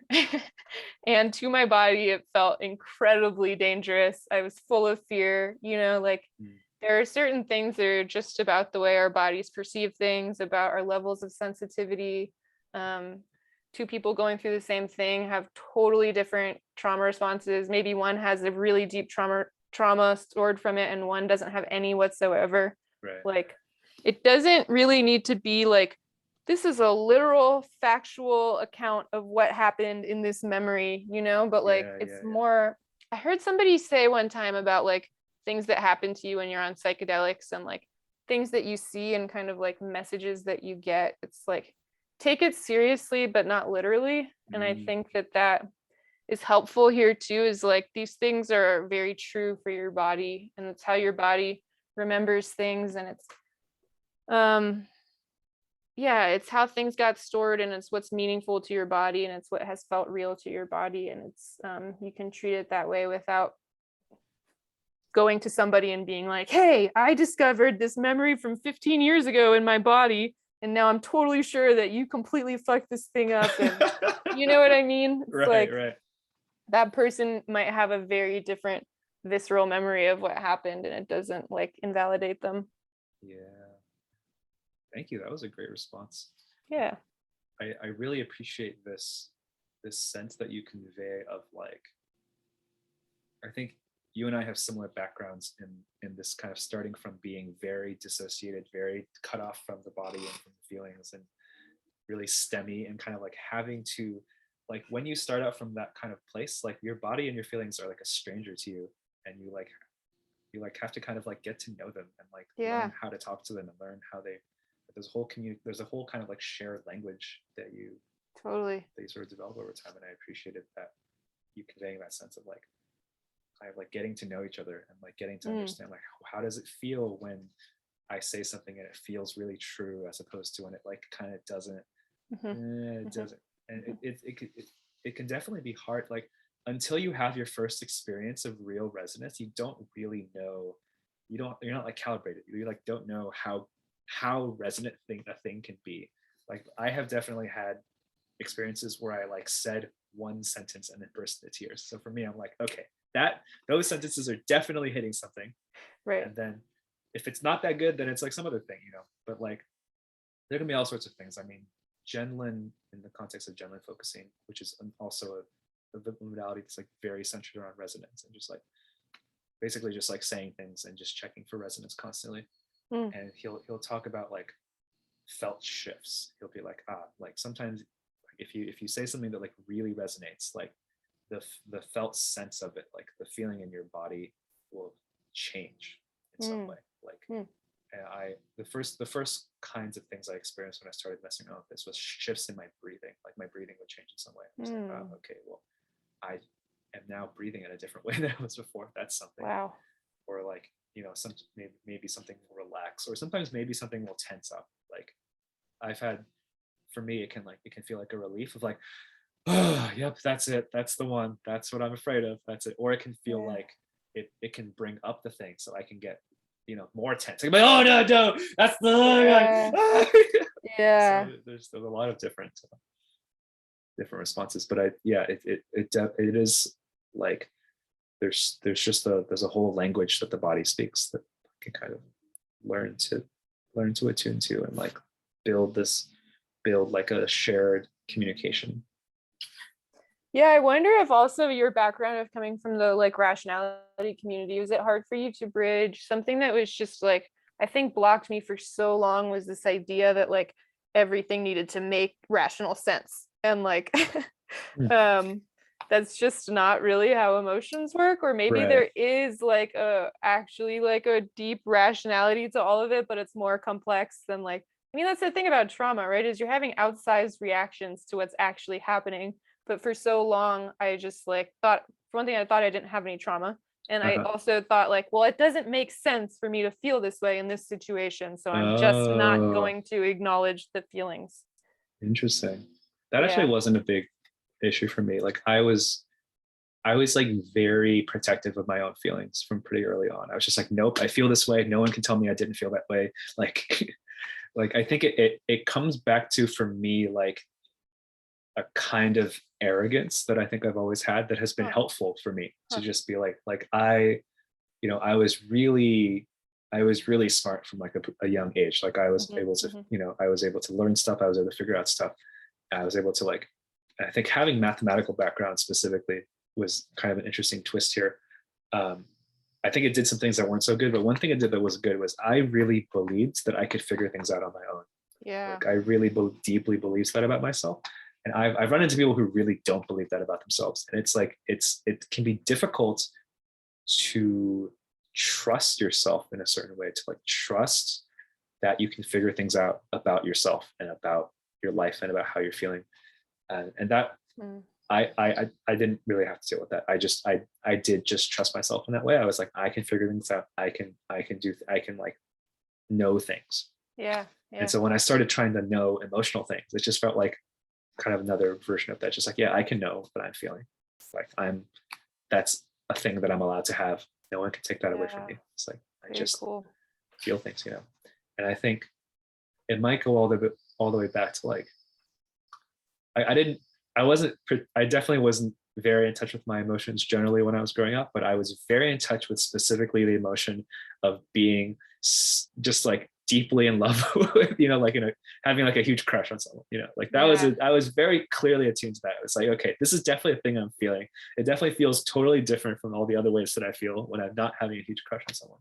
So that was at least a very early experience of like, I definitely can tell that I'm feeling this, And did you feel it in your body, or did you like feel it via your like your thoughts? Does that make sense? I don't know. I mean, that's a good question. I don't have memories of how my body felt. Basically at all. Yeah. But just, however I was doing it, I just could tell that I felt totally different. Like I felt, cool. There was a difference between like, I felt like things were finally going to be okay versus like, I did not feel like things were finally going to be okay.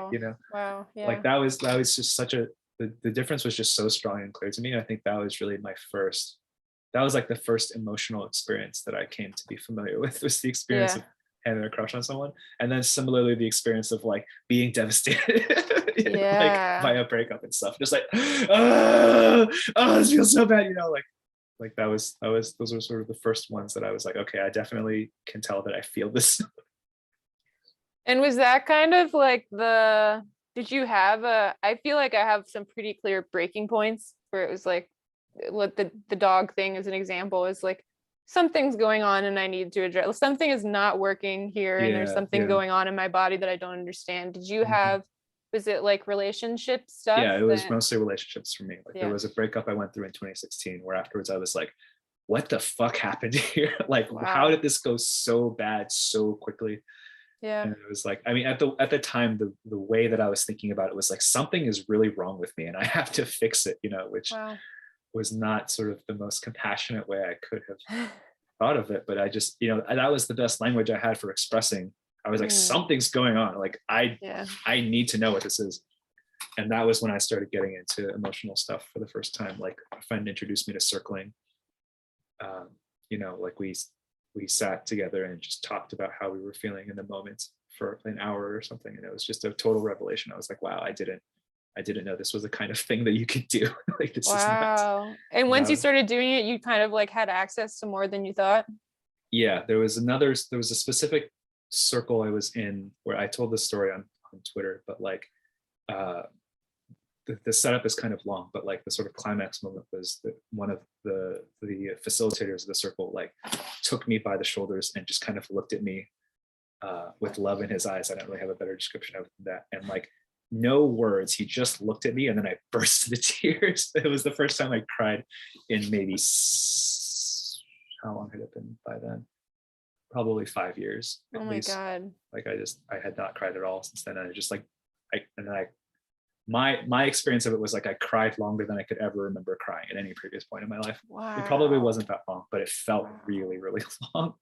And then after that experience, like not just first of all getting access to crying again after years, and then afterwards, like I could feel other people in the circle. Like people would describe, they would say like I feel angry or whatever, and I was like, oh, I can feel that you feel angry. Like there was like an emotional sense that I got back. And I Yeah. was like, I guess I haven't had this for 5 years. Like I Wow. blocked And this off. it was that kind of immediate from that particular session of Yeah. crying. Mhm. Wow. Yeah. That's so fascinating. I Yeah. mean, Like I certainly, go ahead. it was the first time I understood what people meant when they said that they felt raw. I was like, oh yeah, that's the word for what this feels like. I feel raw. And it was Wow. also maybe the first time I understood what people meant when they said that their heart was open. I was like, oh yeah, my heart feels open. I feel raw. Those are the words to describe this feeling that I'm feeling. And, and I've had a bunch of other experiences like that of just like, oh, that's what that word means. Yeah, it's so funny how a lot of these bodily expressions that we have, I always just thought they were metaphors. Yeah, Like yeah, all the time. I was telling Tasha the other day that like somebody, a loved one, I went through a breakup in 2017 or something, and somebody was helping me move, and he was talking about a breakup he had been through recently and just how much in the days after his heart was hurting. And I was like, the fuck is he talking about? Like he can feel sadness literally in his heart. Like what, I feel Yeah, it in my head. What is yeah, that a yeah, real thing? I always like, yeah, sure, you talk about heartbroken. I always just thought that was metaphorical. That like yeah. But it that describes memory a just stayed with me because it was like, huh, this is something yeah, I need to integrate in my system. People are feeling things in their heart. yeah, yeah. It's a different feeling to be like, oh, like heartbreak means that there's a feeling that's happening in my heart. It's right Yeah. there. And Yeah, we actually have so many of those expressions, right? Like our yeah, they're language is everywhere. littered with them, like Like weak in the knees. there was a time in 2018, I want to say, that I felt, I don't know if you've ever seen this phrase like my heart was in my throat, Yeah. but I felt that for the first time in 2018. I was like, oh, that's what that means. It does feel like that. I can feel my heartbeat in my throat, like I don't very, know very if I clearly. actually can pick out like a time that that's happened. What was the like emotional I was landscape? really like, I had just taken some acid and I wrote like a really vulnerable long piece, and I was like wondering if anyone would like it. That was sort of the context. Like I was like feeling, I was feeling like I was about to like be naked in front of a crush for the first Yeah. time. That was kind of Yeah. I was Interesting. like, are they gonna like me? Interesting. Yeah. Well, I would like to take the opportunity to say how grateful I am to you for how much you have shared on Twitter over the years. Like it's Yeah, been you were one of the first people that I found in like this part of Twitter. And I was like, Yeah. it was kind of a similar thing to the story I was just telling her. I was like, what is all this emotional stuff? And like the fact also that you have a math background too, it's like, I think I just immediately trusted you that much more too. And I was like, Mm, okay, there's a lot of stuff here that I need to learn about. And I found bioemotive through you, which was incredible to me to be able to start being like, something feels bad. Let me try. Am I scared? Am I sad? Am I yeah, yeah, angry? And yeah, like, yeah. yeah, so just like, yeah, starting there. And I found Chris through you, and that was huge for me. And yeah, I've just like gleaned so much from you. It's really cool to hear you talk in this conversation, just how well studied you are in a lot of these modalities. I'm kind of winging it, and like I mean, I feel like I'm I kind of don't, winging it, you know? yeah, I Like don't read much. It's part of, maybe I'm just not a reader and I need to let go of the image that I am, but also I just have a lot of like mental burnout, and I just mm, don't read that much right now. But it's yeah, yeah. super cool to just like glean so much from your experiences and your studies, and I'm super grateful that you share so openly about it all. Oh, thank you. Yeah, Appreciate that. thank Yeah. you. I mean, I really feel the same for you. Like I just this one thread of like, here's the stuff I'm finding in different parts of my body was like, whoa, that's like, whoa. Like, yeah, that's been inspirational for me too. So like I'm glad Oh, that we're, you know, all doing this, all sharing about our experiences on Twitter, you know, like I really feel like there's some I think there's some legit, I don't know what to call it, like scholarly work happening here. Like people are really mm, pulling together their knowledge and like, okay, what's all of the, you know, like Arya talked about it, like uh he talked about it like we're doing like the early days of mixed martial arts but for meditation and therapy, and like I really like that image, just like wow. we're all just okay, there's like these millions of modalities that all these other people do, and like let's try them out and like get together and like talk about our experiences, like how is this one for you, it's like, oh, it's pretty good, how is this one for you, and then kind of like mixing all, like I think some Totally. really cool stuff is happening, and we'll see if I'm right about that. But Yeah, yeah. It feels like this incredible healing library that we all have, that we're all building here together. yeah, yeah, Sweet. yeah, I'm excited about it. I hope we keep doing it. Yeah. It's been I don't, how much longer do you have, by the way? This is past the time when you said you were. Yeah. It would be a good time for me to wrap up. If there's like one other thing that you wanted to talk about before we go, that's cool. But I had a thing and I just lost it. cool. So I mean, we can sit for a minute if you want to see if it comes back up. yeah, let's try that. Thank you. I appreciate Yeah. that invitation.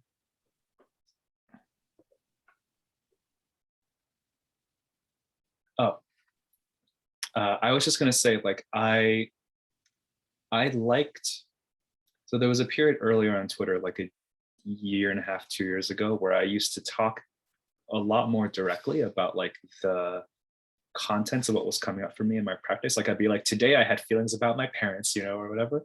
And I noticed I mostly stopped doing that.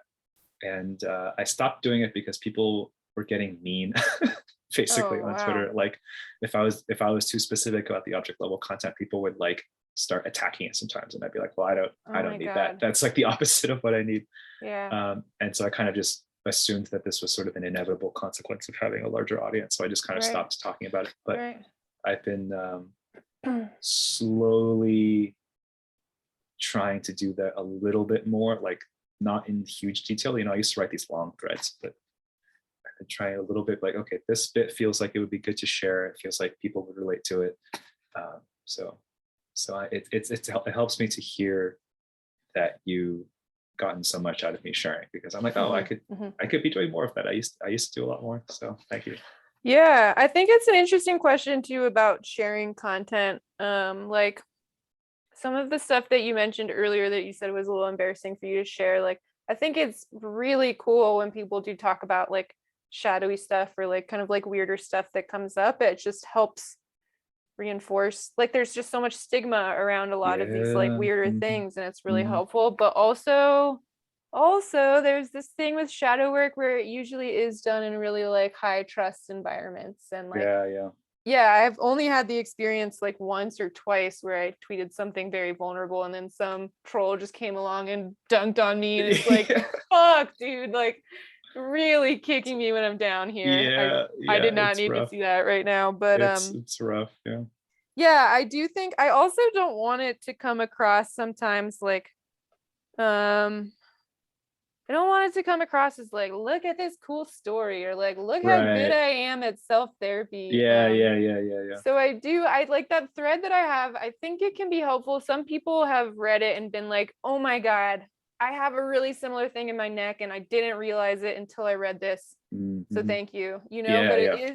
it is a hard line. And it's like, even just my whole process in general, I've been wanting to find a way to talk about this helpfully. And I'm grateful Right. that we're doing this conversation because it feels like a really good way to do it. But Mhm. yeah, I struggle with that too. And I think I did used to share more details than I do now. And part Mhm. of that is also just the processing of sharing it publicly. Yeah, I don't yeah. know if it's that way for you, but especially for me, when I have like so much shame that I'm working through a lot. And so like there's something just about sharing it and having people either resonate with it or even just like receive it nicely, Yeah. very For healing sure. in and of Like itself. But I think when I was like peak sharing, there was like a combination of like sometimes I was kind of showing off, and you can find a couple of tweets in the past that read more like that. And I think even that was coming from just like a desire for validation. Like I just like yeah, want someone to yeah, tell me that it's okay. You yeah. know? Like Have you thought about having a smaller alt or something that's locked for some of that I stuff? do have a alt which I could use for this, but actually the main thing I do now is I'm in this like Slack channel. I'm in this Slack. It's kind of meditation Slack, and we have these feed channels. Tashin has written about them, Yeah, where we all have a channel that is basically like a Twitter feed that we just kind of talk about whatever.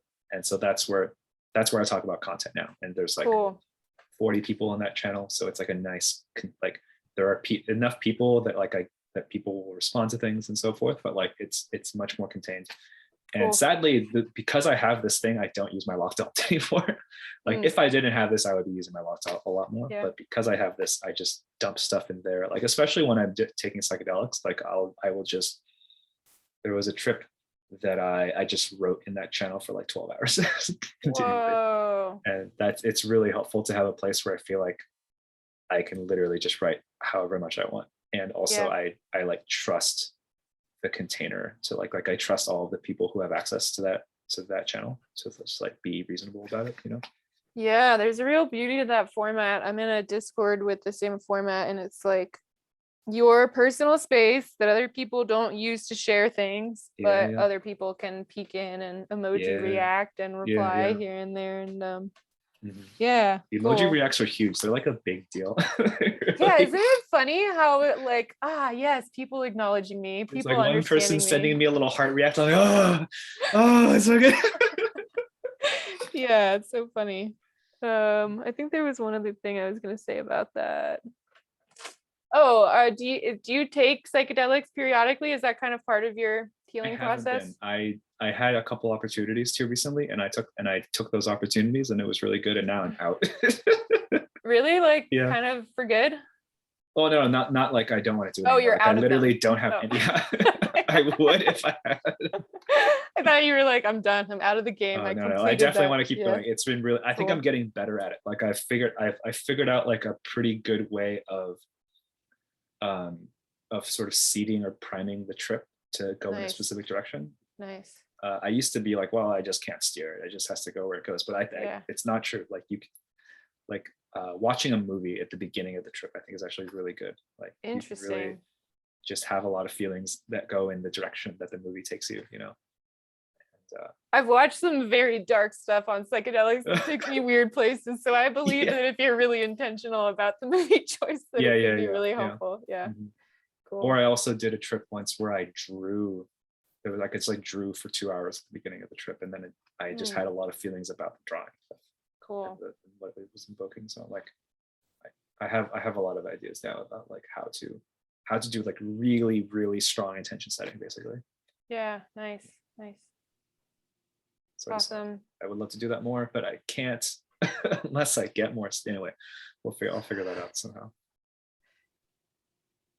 All right. We good to wrap up there? Yeah. Thanks Well, so much, Xiao Chu. It's a yeah. really, really Thank nice you, Jane. conversation. I really Yeah. enjoyed this. I hope people will enjoy it and find it useful too. Yeah. As soon as I figure out how to, I've never uploaded anything. I mean, I'll just figure it out. It can't be that hard.